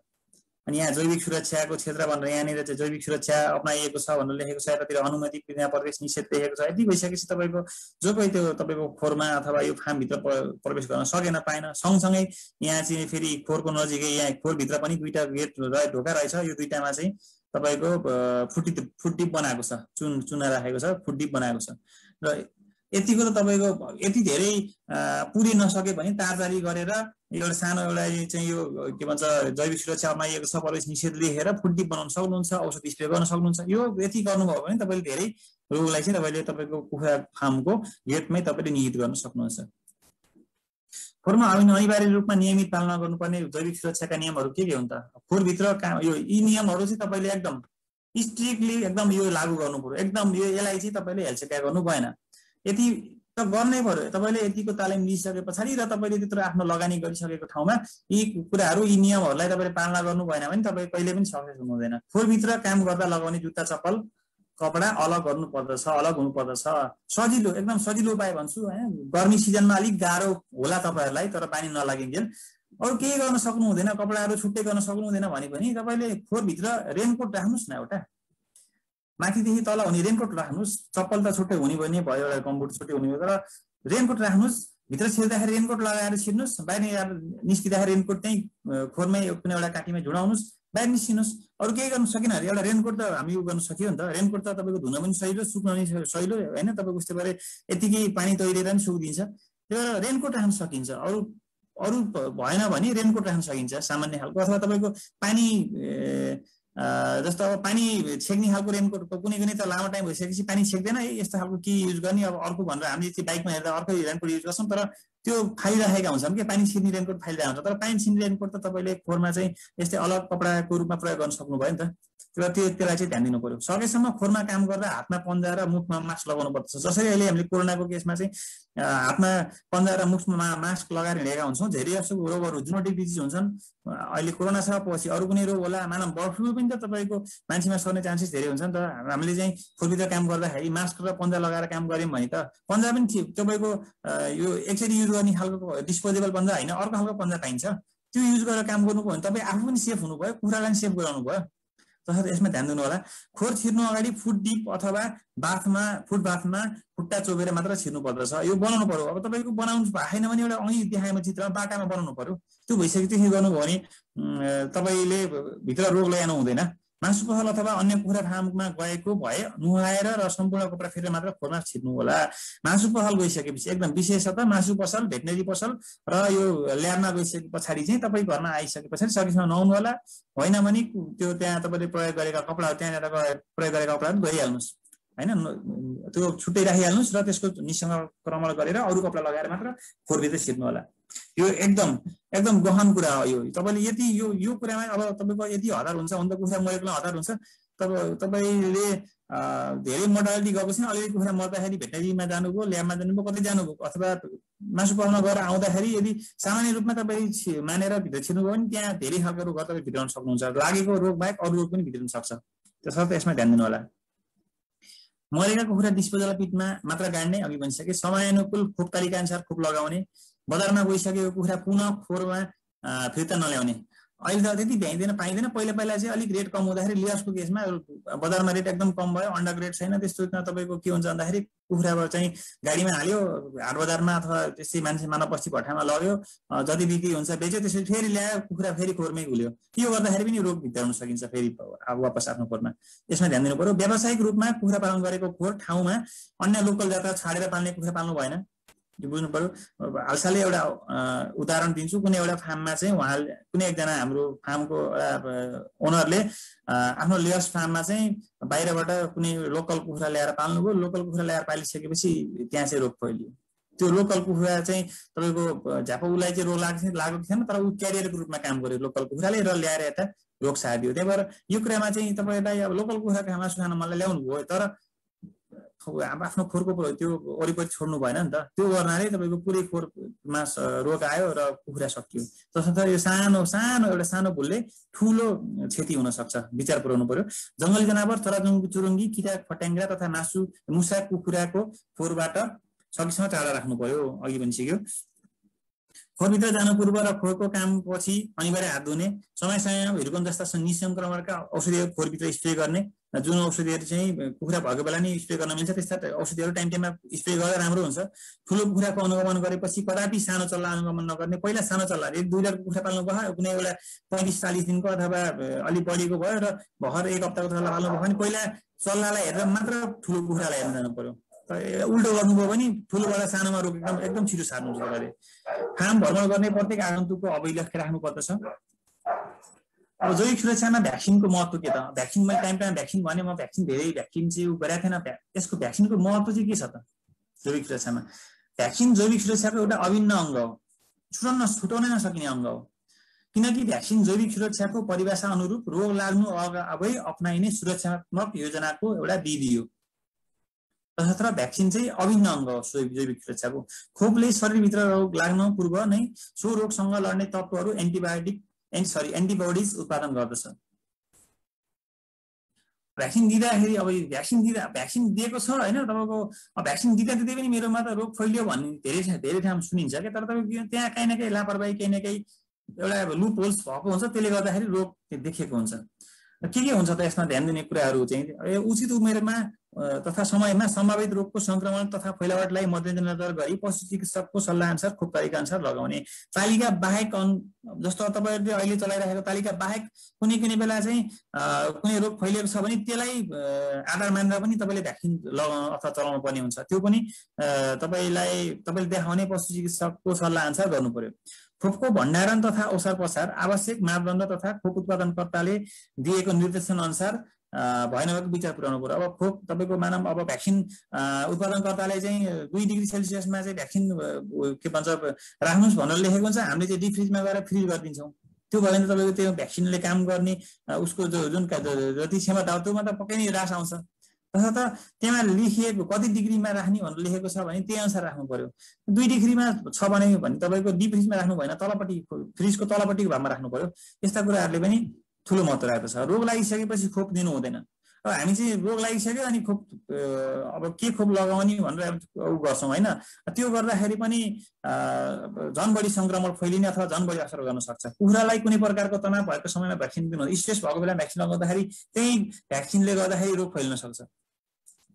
अर्को खोप दिँदा सधैँ बिहानको समयमा मात्र दिनुपर्दछ। बिहानको समयमा मात्र, तपाईँको बिहान बाहेक अरू टाइममा सकेसम्म दिँदै नदिनु। सकेसम्म बिहान बाहेक अरू टाइममा भ्याक्सिन दिन नदिनु, यो एकदम विचार पुर्याउनु होला। खोपलाई सिधा घाम अथवा प्रकाशबाट जोगाउनु पर्दछ। खोप किनेर ल्याउँदा सधैँ थर्मस अथवा कुल बक्समा लिएर आउनु पर्दछ। कुल बक्स एउटा किन्नुहोस्, धेरै महँगो पर्दैन। थर्मस कुल बक्स धेरै महँगो पर्दैन। एक्चुअली तपाईँले कुल बक्स किनिसकेपछि सदा तपाईँको कुखुरा पालन व्यवसाय गरिन्जेलसम्म त्यो काम दियो नि त। तपाईँ भ्याक्सिन किनेर ल्याउँदाखेरि यतिकै प्लास्टिकमा झुनाएर ल्याउँदाखेरि त्यसमा घाम पर्न सक्यो, केही तपाईँको अब उस्तै परेको तपाईँको पसलबाट घरमा आउँदाखेरि केही टाइम लाग्यो भने त त्यो आइस पग्लिसकेर तपाईँको घरमा ल्याएर भ्याक्सिन गर्दा केही काम लागेन, अथवा फेरि अर्को भ्याक्सिन गरेर किन्न पर्यो भने त्यसको पनि तपाईँलाई घाटा भयो। तसर्थ एउटा कुल बक्स किन्नु पर्यो। धेरै लगानी गर्नु पर्दैन, कुल बक्स किन्ने, सधैँ भ्याक्सिन कुखुरा पालिन्जेल त्यसले काम दियो। डाइलेन्टलाई खोपसँग मिसाउनु पूर्व डाइलेन्टलाई पनि चिसो बनाउनुपर्छ। हामीहरूको बानी यो तपाईँले कति ठाउँमा कति चुक्नु भएको छ, धेरै देखेको छु मैले। भ्याक्सिन त चिसोमा सकेर आइसमा थियो, डाइलेन्ट त पर्दैन, त्यो त यतिकै मलाई दिँदा नि यतिकै दिएको थियो भन्ने खालको सोच हुन्छ कि। तर त्यो भ्याक्सिनमा भएको त्यो जुन चिसोमा राखेको थियो त्यसलाई चाहिँ हामी फेरि अब डाइलेन्ट तातो छ भने तातो मिसाउँदाखेरि त त्यहाँ भएका भ्याक्सिनले जुन काम गर्ने जुन महत्त्वपूर्ण त्यहाँ भएका तपाईँको तत्त्वहरू छन् त्यो मर्न सक्छ अथवा त्यो चाहिँ बिग्रिन सक्छ। तसर्थ डाइलेन्टलाई पनि खोपसँग मिसाउनु पूर्व चिसो बनाउनु पर्दछ केही समय। खोप दिँदा सधैँ यो भइहाल्यो। सबै कुखुराले भ्याक्सिन खाए नखाएको अवलोकन गर्नुपर्छ। भ्याक्सिन पानीमा हालिदिनु भयो, त्यसपछि हिँड्नु भयो होइन। अब त्यहाँ कुन कुखुराले खायो खाएन, पोख्यो के गर्यो, त्यो केही पनि थिएन। त्यो धेरै यो एकदम यो पनि धेरै ठाउँमा चाहिँ नेग्लेक्ट गरेको देखिन्छ। त्यहाँ तपाईँको भ्याक्सिन दिने दिनमा 1 घन्टाभित्र कुन पानीले कुखुराले खाए खाएनन् होइन, कुन कुखुरा कुनामा बसेको छ, ड्रिङ्कर मुनि बसेको छ, पानीको दानाको भाँडा मुनि बसेको छ, सबै हेर्नु पर्यो। कतिपय कुखुराहरू दाना पानीको भाँडा मुनि बसेर भ्याक्सिन खान पाउँदैनन्, किन हामी हेर्दैनौँ। भ्याक्सिन पानी हालिदिन्छौँ, त्यसपछि निस्किन्छौँ। हो त्यस्ता कुखुराहरू पछि गएर रोगको सम्भावना हुन्छ। कुनै एउटा मात्रै कुखुरा छुट्यो भने पनि त्यसले रोगभित्र आउँछ। तपाईँले अरू कुखुरालाई भ्याक्सिन खुवाएर केही अर्थ भएन। तसर्थ यसमा ध्यान दिनु। भ्याक्सिन सादा चिसो पानीमा पाउडर दुध मिसाएर दिनुपर्दछ। अन्य औषधि अथवा एसिडिफायर मिसाउनु हुँदैन। भ्याक्सिन खोरभित्र पखाउनु हुँदैन र प्रयोगपछि भ्याक्सिनको सिसाको उचित व्यवस्थापन गर्नुपर्दछ। यसमा पनि एकदम ध्यान दिनु जरुरी छ। भ्याक्सिन पखाउनु हुँदैन, भित्र पखाउनु हुँदैन र प्रयोग गरेका त्यो सिसाका भाँडाहरू पनि तपाईँले कहीँ गाड्ने अथवा कहीँ एउटा उचित व्यवस्थापन गर्नुपर्दछ। ब्रोइलरको खोप तालिका, लेयर्सको खोप तालिका चाहिँ मैले यहाँ जानकारी गराएन, किनभने लेयर्सको चाहिँ उत्पादन जुन लेयर्सको प्यारेन्ट फार्म हो उहाँहरूले नै तपाईँहरूलाई एउटा भ्याक्सिन तालिका दिनुभएको हुन्छ। उहाँहरूको आफ्नो फार्मको आवश्यकता अनुसार, प्यारेन्टको आवश्यकता अनुसारको एउटा भ्याक्सिन सेड्युल दिनुभएको हुन्छ। सकेसम्म त्यसलाई फलो गर्नु होला र त्यसमा तलमाथि के गर्नु पर्यो भने पशु चिकित्सकको सल्लाह अनुसार गर्नु होला। ब्रोइलरको खोप तालिकामा चाहिँ तपाईँहरूले पहिला गरेकोमा एउटा केही चेन्ज आउनु जरुरी छ, किन भन्दा अहिले धेरै ठाउँहरूमा चाहिँ रानीखेतले धेरै नै तपाईँको अब विदण्ड मचाएको भन्नु पर्यो होइन। धेरै किसानहरू चाहिँ अब अत्याधिक पीडित हुनुभएको छ रानीखेतले गर्दाखेरि, धेरै कुखुराहरू मरेको छ। त्यसमा चाहिँ एउटा हामीहरूले अहिलेसम्म छुटेको भनेको यो ह्याचेरीमा चाहिँ भ्याक्सिन दिने चलन छैन। ह्याचेरीमा रानीखेतको भ्याक्सिन अहिले दिँदैन र इम्युनिटीको लागि अहिले हामी डक्टरहरूले पनि विभिन्न वेबिनारहरू हामी एटेन्ड गर्दाखेरि अहिलेको नयाँ हामीहरूको एउटा अनुसार चाहिँ हामीहरूले पाएको जानकारी अनुसार ह्याचेरीमा पनि एन्टी किल्ड भ्याक्सिन दिन अत्यन्त जरुरी छ। पहिलो दिनमै अझ सकेसम्म त live plus anti killed mix गरेर चलाएको अझ राम्रो भनेर के भनिन्छ र भएन भने ह्याचेरीमा एन्टी किल्डको लागि हामीहरूले पहल गर्नुपर्ने एकदम अत्याधिक जरुरी छ होइन। तपाईँको पहिलो दिनमै एन्टी किल्ड भ्याक्सिन लगाउनु पर्यो। त्यसपछि 5औं दिनमा चाहिँ रानीखेतकै F1 अथवा B1 अथवा क्लोन भ्याक्सिन लगाउनु पर्यो। यो चाहिँ मैले आँखामा वा पानीमा लेखेको छु, तर त्यो लेखे तापनि आँखामै दिनुपर्दछ। आँखामै दिनुपर्दछ। कुनै पनि कुखुरालाई भ्याक्सिन अब खानाबाट छुटो होइन नछुटोस् भन्नलाई र भ्याक्सिनले राम्रो काम गरोस् भन्नको लागि आँखामै दिनु पर्यो। रानीखेतको 5 दिनको भ्याक्सिन F1B1 अथवा क्लोन भ्याक्सिन आँखामै दिनु पर्यो र सकेसम्म अझ F1B1 भन्दा नि क्लोन भ्याक्सिन नै म मेरो व्यक्तिगत रूपमा चाहिँ क्लोन भ्याक्सिन नै रिकमेन्ड गर्छु। साथसाथै 12 दिनमा गम्बारोको भ्याक्सिन लगाउनु पर्यो, आइबिडी इन्टरमिडिएट, यो पनि आँखामा वा पानीमा भनेको छु, आँखामै लगाउनु पर्यो पनि। सकेसम्म पानीवाला अप्सन्स तपाईँले अमिर गर्नु, तपाईँ सकेसम्म पानीवाला अप्सन त्यो तपाईँको उमै नराख्नु, तालिकामै नराख्नु, आँखामै दिन्छु भन्ने खालको गर्नु, त्यो गऱ्यो भने अझ राम्रो काम गर्छ। 18औं दिनमा चाहिँ रानीखेतको भ्याक्सिन फेरि लास्टवटा लगाउनु पर्यो, यो सकेसम्म आँखामा लगाउनुहोस्, भएन नि पिउने पानीमा दिनुहोस्। 21औं दिनमा फेरि रानीखेतको इन्टरमिडिएट प्लस भ्याक्सिन पिउने पानीमा दिनु होला। यो गर्नुभयो भने यो चाहिँ एउटा सेड्युल भयो। यो बाहेकको पनि समस्या छ केही देखिएको खण्डमा र त्यस्तो अब कुनै यो तालिका चेन्ज गर्न पर्ने पनि हुनसक्छ अथवा अगाडि पछाडि कुनै भ्याक्सिन फेरि चलाउनु पर्ने हुनसक्छ, त्यसको लागि चाहिँ कुनै एउटा पशु चिकित्सकको सल्लाह लिनु होला।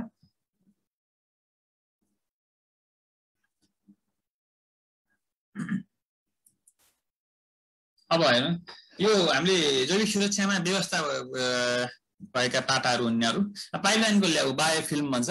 पाइपलाइनमा हाम्रो जुन अटो ड्रिङ्कर छ भने त्यो पाइपलाइन हामीले त्यति सफा गर्ने गरिँदैन पनि होइन, अथवा अलिअलि सामान्य खालको रूपमा लिइन्छ। त्यसमा एकदम एउटा बायोफिल्म भन्ने चिज एउटा तत्त्व हुन्छ, त्यसमा चाहिँ एउटा ल्याउ होइन ल्याउ लागेको हुन्छ, जसले गर्दाखेरि तपाईँले दिएका भ्याक्सिन पनि फेल खान्छन्। यदि त्यो अटो ड्रिङ्करबाट भ्याक्सिन दिनुहुन्छ भने भ्याक्सिन फेल खान्छ, अरू कुनै एन्टिबायोटिक चलाउनु पर्छ भने त्यति राम्रोसँग काम गर्दैन। अनि त्यसपछि टाइममा समयमा कति सुनिरहेको हुन्छ, समयमा कुखुरा मरिरहेछ होइन, एन्टिबायोटिक चलाइन्जेल ठिक हुन्छ, त्यसपछि फेरि मर्छ होइन, समयमा के एकदम रिपिट रूपमा एउटा दुईवटा कुखुरा मरिरहेछ। किनकि यो चाहिँ अब त्यहाँ पाइपलाइन हामीले ख्यालै गरेका हुँदैन, यो चाहिँ हाम्रो त्यो सोचाइ आएकै हुँदैन। पाइपलाइनमा सफा फोहोर हुनसक्छ है, त्यहाँ कीटाणु हुनसक्छ है भन्ने खालको हामीले चाहिँ त्यो कुरा बुझिरहेका हुन्छौँ। अर्को खोर वरिपरि चराचुरुङ्गीका गुणहरू, यो कतिको आफू तपाईँले आफ्नो खोरको वरिपरि हेर्नु भएको छ, कुनै चराचुरुङ्गीको गुण छ कि छैन त्यो पनि ख्याल गर्नु पर्यो। यो पनि एकदम सामान्य लाग्छ है, तर यसले पनि रोग सार्ने कुनै दिन भवितव्य भनेको चाहिँ बाजा बजार आउँदैन। कुनै दिन तपाईँ के थाहा होइन, तपाईँको अब कुनै चराचुरुङ्गीले चाहिँ अब बर्ड फ्लूकै भाइरस लिएर आउनु सक्यो नि त। त्यही भएर यो कुरा नि ख्याल गर्नु पर्यो। खोरभित्र लगाउनु पर्ने छुट्टै कपडा जुत्ता चप्पल यो सामान्य लाग्छ, हामीले यसलाई चाहिँ एकदम यो व्यवस्था गरेका हुन्छौँ। मुसा किरा फट्याङ्ग्राका पदार्थ गुणहरू यो पनि व्यवस्था गरेँ, जहाँ त्यो सधैँको खोरो भन्ने खालको हामी सोच्छौँ। अनि अभिलेखीकरण अघि भनिसके यो रेकर्डै राखिँदैन हामीहरूले होइन, को आयो को गयो, कोहीले कुन कुखुरा कतिवटा।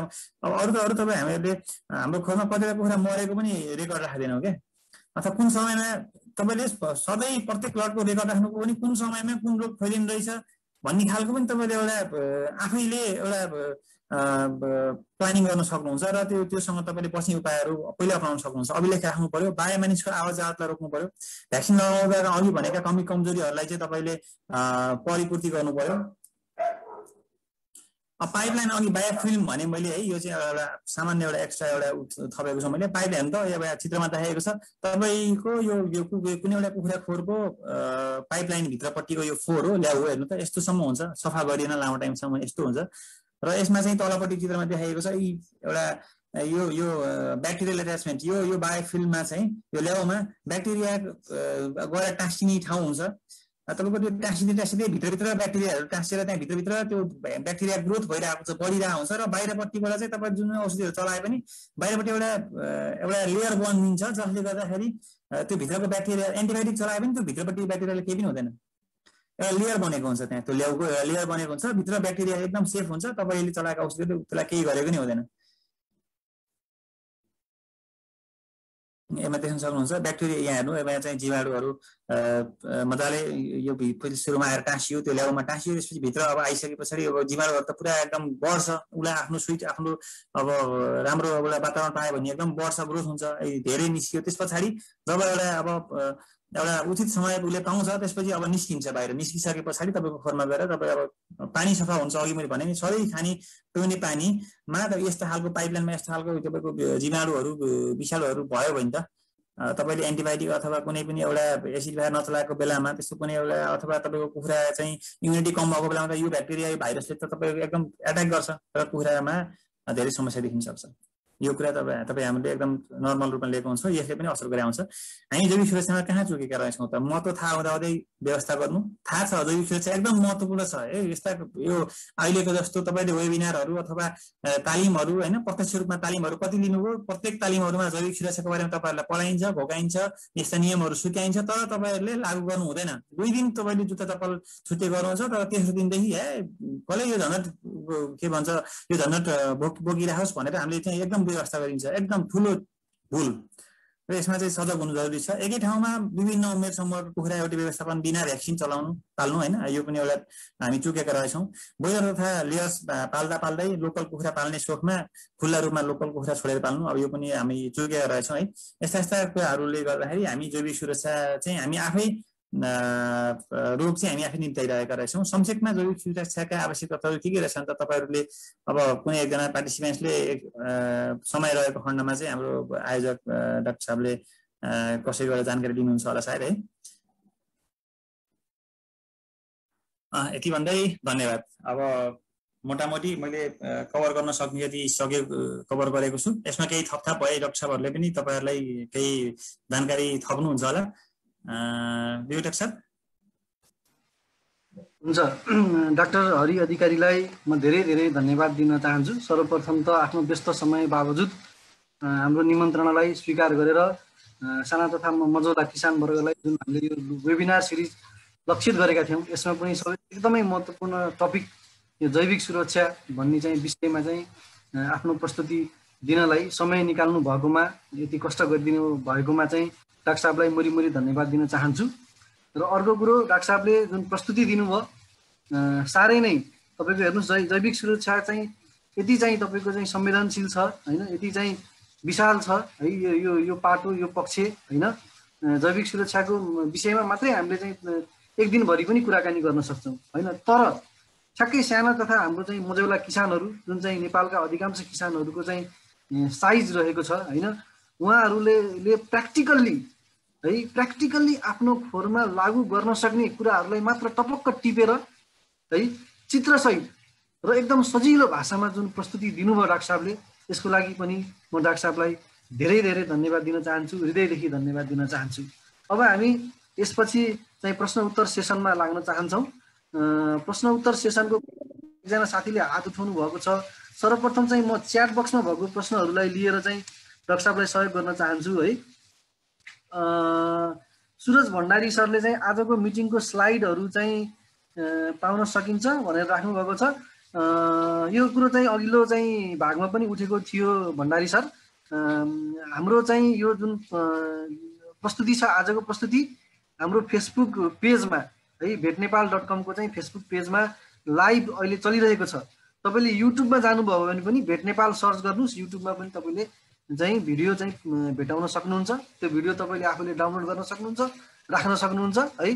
तपाईँलाई स्लाइड भन्दा पनि त्यो भिडियोमा जुन विस्तृत रूपमा वर्णन गरिएको छ त्यो चाहिँ पछिसम्मको लागि चाहिँ सम्झनलाई अथवा चाहिँ बुझ्नलाई सजिलो होला है। त्यसपछि राजेश साई ठकुरीजीले चाहिँ एउटा प्रश्न राख्नु भएको छ, डाक्टर साहब पाइपलाइनमा कुन कुन मेडिसिन राखेर सफा गर्न सकिन्छ भनेर राख्नु भएको छ। पाइपलाइनमा अब तपाईँको कमर्सियली धेरै खालका औषधि आउँछन्, तर तपाईँलाई मैले अहिले चाहिँ सस्तो सुलभ एउटा उपाय भन्न चाहेँ होइन। तपाईँलाई किनभने तपाईँको अब सानो तथा मझौला किसानहरूलाई चाहिँ हामी मध्यनजर गरी सल्लाह दिने मेरो कोसिस रह्यो। मैले आफूले रिकमेन्ड गर्दाखेरि चाहिँ तपाईँले ब्लिचिङ पाउडर हाल्दा सबभन्दा राम्रो, सस्तो पनि हुन्छ होइन। तपाईँले अझ रेगुलर बेसिसमा ब्लिचिङ पाउडर पनि तपाईँले युज गर्न सक्नुहुन्छ। भ्याक्सिन दिने बाहेकको दिनमा ब्लिचिङ पाउडर तपाईँले भ्याक्सिन चलाउने 24 घन्टा अगाडि पछाडि चाहिँ नचलाउनु होला र बाँकी दिनमा चाहिँ तपाईँले रेगुलर बेसिसमा 10 ग्राम 10 लिटर पानीको दरले ब्लिचिङ पाउडर चलाउनु भयो भने पाइपलाइन पनि सफा हुन्छ र तपाईँले त्यसले एउटा डिसइन्फेक्टेन्ट सेनिटेसनको वाटर सेनिटेसनको रूपमा पनि एउटा त्यसले काम गर्दछ। धन्यवाद डाक्टर साहब। यो बाहेक अरू तपाईँको बजारमा मार्केटमा धेरै खाले हजुर डाक्टर साहब, मैले यहाँ एउटा कुरो चाहिँ थोरै जोड दिन्छु। तपाईँले चाहिँ एकैचोटि लास्टमा चाहिँ टर्मिनल डिसइन्फेक्सन गर्ने बेलामा है एउटा लट कुखुरा चाहिँ बिदाई गरेर अर्को लट चाहिँ हाल्ने बिचमा चाहिँ एकदम हाई कन्सन्ट्रेसनमा चाहिँ तपाईँले चाहिँ पर एसिटिक एसिड होइन हाइड्रोजन पेरोक्साइड पनि प्रयोग गर्न सक्नुहुन्छ है। यो हाइड्रोजन एसिटिक एसिडको चाहिँ कम्बिनेसन भएको चाहिँ औषधि तपाईँले चाहिँ बजारमा चाहिँ विभिन्न ट्रेड नेममा पाउन सक्नुहुन्छ है। मुख्यतया अथवा तपाईँले हाइड्रोजन पेरोक्साइड मात्रै पनि खरिद गरेर ल्याएर चाहिँ प्रयोग गर्न सक्नुहुन्छ है। त्यस्तै कैलाश बडैलियाले चाहिँ प्रश्न राख्नु भएको छ, एकदमै व्यावहारिक प्रश्न राख्नु भएको छ। हुन त यो चाहिँ यो खोर निर्माणको सम्बन्धी चाहिँ भागमा पनि आइसकेको छ यो कुरो, सायद उहाँले त्यो मिस गर्नुभयो त्यो भाग। एक खोरदेखि अर्को खोरको दूरी कति कायम गर्नु पर्ला भनेर चाहिँ प्रश्न राख्नु भएको छ डाक्टर साहब। अब यो एक खोरदेखि अर्को खोरको एकदम दूरी तपाईँले एकदम एक्ज्याक्टली भन्नुपर्दा 40 फिट, कम्तीमा 40 फिट होइन। तपाईँको कतिपय ठाउँमा 35 फिटसम्म पनि बनाएको पाइन्छ, तर 35 देखि 40 फिट चाहिँ घटाउनु भएन। कम्तीमा पनि 35 देखि 40 फिट चाहिँ तपाईँको त्यो दूरी कायम गर्नु पर्यो। एकदम सही हो। हामी पनि चाहिँ नर्मल्ली चाहिँ हामीले चाहिँ किसानहरूलाई चाहिँ सल्लाह सुझाव दिँदाखेरि चाहिँ 40 फिट नै भन्छौँ। यदि तपाईँले कानुनी रूपमा चाहिँ यसको चाहिँ कति ठिक हो होइन, न्यूनतम कानुनी रूपमा चाहिँ कुन हदसम्म चाहिँ कायम गर्नु ठिक हो भनेर चाहिँ तपाईँले चाहिँ कोट्याउन चाहनुहुन्छ भने तपाईँले चाहिँ भेट नेपालको वेबसाइटमा गएर युजफुल लिङ्क भन्ने छ, त्यहाँ एउटा चाहिँ तपाईँले देख्न सक्नुहुन्छ चाहिँ मेनुमा, त्यो युजफुल लिङ्कमा क्लिक गर्नुहोस्। युजफुल लिङ्कमा क्लिक गरेपछि त्यहाँ तपाईँले व्यावसायिक पन्छी पालन तथा ह्याचरी निर्देशिका 2071 तपाईँले त्यहाँ भेटाउन सक्नुहुन्छ है। त्यो तपाईँले त्यहीँ पढ्न पनि सक्नुहुन्छ अथवा डाउनलोड गरेर राख्न पनि सक्नुहुन्छ। त्यो भनेको चाहिँ त्यसले के भन्छ भन्दाखेरि व्यावसायिक पन्छी पालन तथा ह्याचरी निर्देशिका 2071ले कम्तीमा पनि 10 मिटर कायम गर्नु भनेको छ। त्यो भनेको लगभग 33 फिट भन्नु आउँछ। अनि डाक्टर साहबले भनेको नजिक नै हो। तपाईँले त्यो 10 मिटर अथवा 33 फिट भन्दा पनि कम गर्नुभयो भने चाहिँ तपाईँको त्यो कानुनी रूपमा पनि गलत हुन्छ है। तर है त्यो भनेको न्यूनतम हो। राम्रोको लागि चाहिँ तपाईँले सकभर चाहिँ 40 भन्दा बढी कायम गर्नुहोस्, जुन डाक्टर साहबले भनिसक्नु भएको छ है। त्यस्तै अर्को राम नरेश यादवजीले चाहिँ प्रश्न राख्नु भएको छ, अरू रोग लागेको बेला भ्याक्सिन दिन नमिल्ने तर रानीखेत लागेको बेला F1 अथवा B1 भ्याक्सिन दिने यो कारण के होला भन्ने सोध्नु भएको छ। यो भ्याक्सिन वास्तवमा ठ्याक्कै यो रोग लागेको बेला भ्याक्सिन दिने भन्ने खालको रानीखेतमा पनि भ्याक्सिन दिने नै भन्ने खालको त हुँदैन। तर तपाईँको मानव गम्बार रोग लागिसके पछाडि भ्याक्सिन दिन किन हुँदैन भन्दा त्यसले त्यसको कुखुराको इम्युनिटी एकदम विक गराएको, इम्युनिटी पुरै तपाईँको ध्वस्त बनाएको हुन्छ र इम्युनिटी एकदम कम भयो। अघि नै मैले भनिसकेँ, तपाईँको स्ट्रेस भएको कुखुरालाई भ्याक्सिन दिनु हुँदैन भने। तपाईँको त्यस्तै गरी गम्बारो लागेको कुखुरालाई भ्याक्सिन दिनुभयो भने त झन् तपाईँको इम्युनिटी घटेकोमा चाहिँ झन् तपाईँले रोग सक्नुभयो। तर रानीखेतको केसमा चाहिँ त्यो ठ्याक्कै दिने यसरी दिने नै भन्ने खालको चाहिँ छैन। तर रानीखेतमा चाहिँ हामीले त्यसरी अब स्ट्रेन चेन्ज गरेर भ्याक्सिन दिँदाखेरि इम्युनिटी त्यस्तो धेरै गम्बारो जस्तो हुँदैन। यसमा चाहिँ यो हाम्रो पनि यो प्रश्न चाहिँ हामीले चाहिँ अहिले भर्खरै चाहिँ जुन रानीखेत आउटब्रेक भयो नेपालमा एउटा व्यापक रूपमा होइन, यसै परिप्रेक्ष्यमा चाहिँ विभिन्न सङ्घ संस्थाहरूले चाहिँ हामीले चाहिँ वेबिनारहरू चाहिँ पनि सञ्चालन भयो है। भेटनेरी एसोसिएसनदेखि लिएर चाहिँ थुप्रै सङ्घ संस्थाहरूले होइन, र यसमा पनि यो कुरो चाहिँ एकदमै आएको थियो है। र यसमा चाहिँ खास कस्तो रहेछ भन्दाखेरि एकदम डाक्टर साहबले भनेको एकदम कुरो एकदमै सही हो। रोग लागिसकेको कुखुरालाई भ्याक्सिन दिएर त्यसको अर्थै छैन। तर रानीखेतको चाहिँ नेचर होइन, खोरभित्र चाहिँ फ्लकमा स्प्रेडिङ डिजिज स्प्रेडिङ नेचर चाहिँ अलिकति स्लो हुन्छ, बुझ्नुभयो नि है। कस्तो भन्दाखेरि चाहिँ तपाईँले चाहिँ फ्लकमा चाहिँ रानीखेत लागेको तपाईँले मेसो पाउनुभयो, तर एक्कासी चाहिँ तपाईँको सबै कम्पार्टमेन्टमा सबै कुखुरालाई चाहिँ रानीखेतले सङ्क्रमण गरिसकेका हुन्न। त्यो चाहिँ सबै कम्पार्टमेन्टमा सबै फ्लकमा सबै कुखुरालाई चाहिँ सङ्क्रमण गर्न अलिकति त्यसले समय लागेको हुन्छ। भनेको यो चाहिँ अलिकति स्लो स्प्रेडिङ हुन्छ नेचर है। त्यो भएको हुनाले यदि भ्याक्सिन दियो भने चाहिँ जुनलाई चाहिँ सङ्क्रमणले भेटाएको छैन त्यसलाई चाहिँ बचाउन सकिन्छ भन्ने चाहिँ यो चाहिँ कन्सेप्ट हो है राम नरेशजी। एकदम एकदम। त्यसपछि चाहिँ प्रदीप यादवजीले चाहिँ एउटा चाहिँ प्रश्न राख्नु भएको छ, फ्युमिगेसन गर्दाखेरि एउटा खोरमा 4 कुनामा माटोको भाँडो राखेर गर्दा हुँदैन भनेर सोध्नु भएको छ। सकेसम्म यो अब 4 कुनामा गर्दाखेरि कुनामा मात्रै निहित हुन्छ। तपाईँको कुनामा गर्दाखेरि तपाईँको खोरको छानो कसरी बनाउनु भएको छ, दुई पाखे हुन्छ नि त। तपाईँको त्यो माथिसम्म जानु पर्यो। तपाईँले कुनामा युज गर्दाखेरि त्यो कुनापट्टि मात्र त्यो कन्सन्ट्रेटेड हुनसक्छ। र सकेसम्म तपाईँले बिचमा युज गर्नुभयो भने त फैलिन्छ, बिचबाट सायद फैलिन्छ भने कुनाबाट त्यति तपाईँले भने अनुसारको फैलिँदैन होला।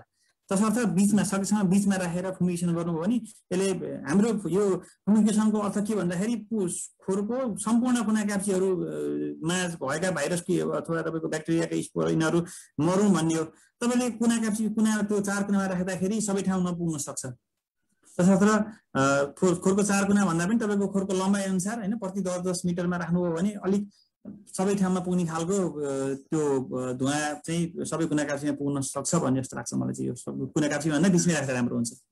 एकदम त्यस्तै राजेश साई ठकुरीजीले चाहिँ एउटा प्रश्न राख्नुभयो। हुन त यो चाहिँ यो रोगको विषयमा हामीले छलफल गर्ने क्रममा पनि छलफल गर्न सकिन्छ। गम्बारो लागेको कुखुरालाई कुन कुन एन्टिबायोटिक औषधि प्रयोग गर्न सकिन्छ सर भन्नु भएको छ है। यो डाक्टर साहबले अब यस्तो खास त अब गम्बारो रोग भनेपछि भाइरल रोग हो होइन। ठ्याक्कै अब भाइरल रोगमा चाहिँ यही नै उपचार यही नै ठ्याक्कै यो चोइस अफ ड्रग भन्ने खालको त हुँदैन। तर हामीले यो तपाईँको यो चाहिँ यस्ता खालका भाइरल डिजिजहरू रोगहरूमा चाहिँ हामीहरूले त्यो देखिने सिम्टम्सको आधारमा चाहिँ हामी उपचार गर्दै जाने हो। जस्तो अब गम्बारो रोगमा चाहिँ ज्वरो आएको हुन्छ, इम्युनिटी कम भएको हुन्छ, कसरी हामीले चाहिँ ज्वरो रोक्ने त्यसको इम्युनिटी कसरी बढाउने त्यो खालको औषधिहरू प्रयोग गर्नु पर्यो। र सँगसँगै इम्युनिटी कम भएको बेलामा अरू कुनै सेकेन्डरी ब्याक्टेरियल इन्फेक्सन नहोस् भन्नको लागि होइन नहोस् भन्नको लागि विभिन्न खालका एन्टिबायोटिकहरू एन्डक्सदेखि लिएर अरू विभिन्न खालका एन्टिबायोटिकहरू र देखिएका अरू सिम्टम्सको आधारमा हामीले एन्टिबायोटिक्सहरू प्रयोग गर्न सक्छौँ। ठ्याक्कै यही एन्टिबायोटिक भनेर नभनौँ अहिले, किनभने इम्युनिटी कम भएको बेलामा कुन खालको सिम्टम्स देखिन्छ त्यही अनुसारको उपचार गर्ने हो। ज्वरो 100% देखिन्छ ज्वरोको औषधि युज गर्नु पर्यो, इम्युनिटी बढाउनु पर्यो होइन। अनि निसंक्रमण गर्नु पर्यो होइन। तपाईँको त्यहाँभित्रका गम्बारोको भाइरस सेडिङ भएको हुन्छ त्यसलाई चाहिँ कसरी यो निसंक्रमण गर्नु पर्यो र अब त्यसमा देखिएका सिम्टम्सका आधारमा र एउटा भेटनेरी डक्टरलाई देखाएर उहाँले त्यहाँ देखिएका भित्रका सिम्टम्सहरू किडनी सुन्नेको छ कि कलेजोमा पनि असर गरेको छ के छ त्यो अनुसारमा औषधि प्रिस्क्राइब गर्नुहुन्छ। ठ्याक्कै गम्बारोमा यो चलाउनुहोस् भनेर चाहिँ यतिकै भन्न चाहिँ एकदम डाक्टर साहब चाहिँ जस्तै एन्टिबायोटिक औषधि डाक्टर साहबले क्लियर गरिसक्नुभयो। यो भनेको सम्भावित सेकेन्डरी ब्याक्टेरियल इन्फेक्सनलाई कन्ट्रोल गर्नलाई हो है, गम्बारोको भाइरसलाई मार्नलाई होइन।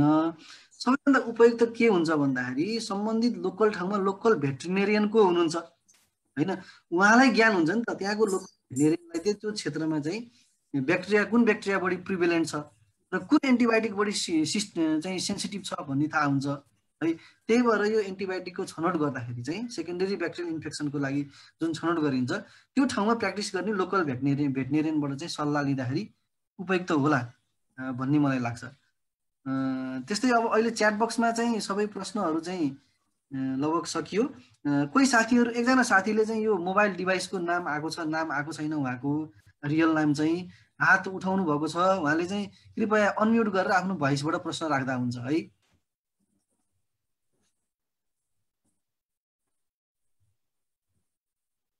त्यस्तै अरू कोही जिज्ञासा भएको साथीहरू हुनुहुन्छ कृपया अनम्युट गरेर प्रश्न राख्नु होला।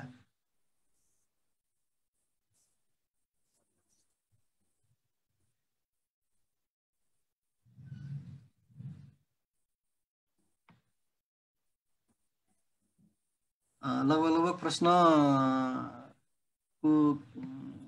सकिए जस्तो छ। तसर्थ म यो कार्यक्रमलाई अन्त्य गर्नतिर लाग्छु।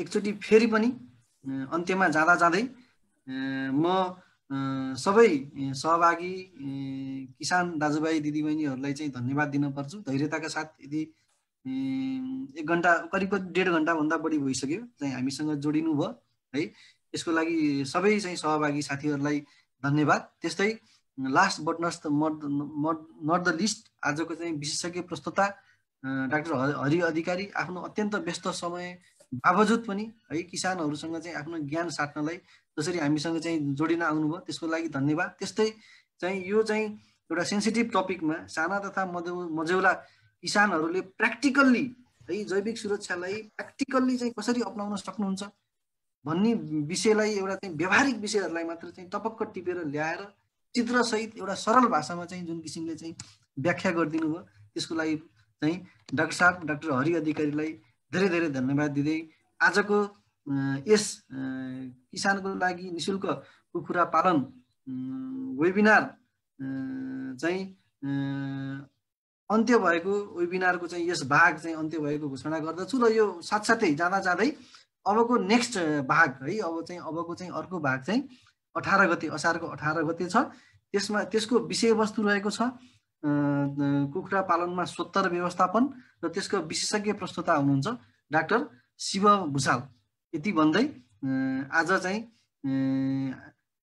हामी छुट्टिन्छौँ। हस्त, धन्यवाद, नमस्ते।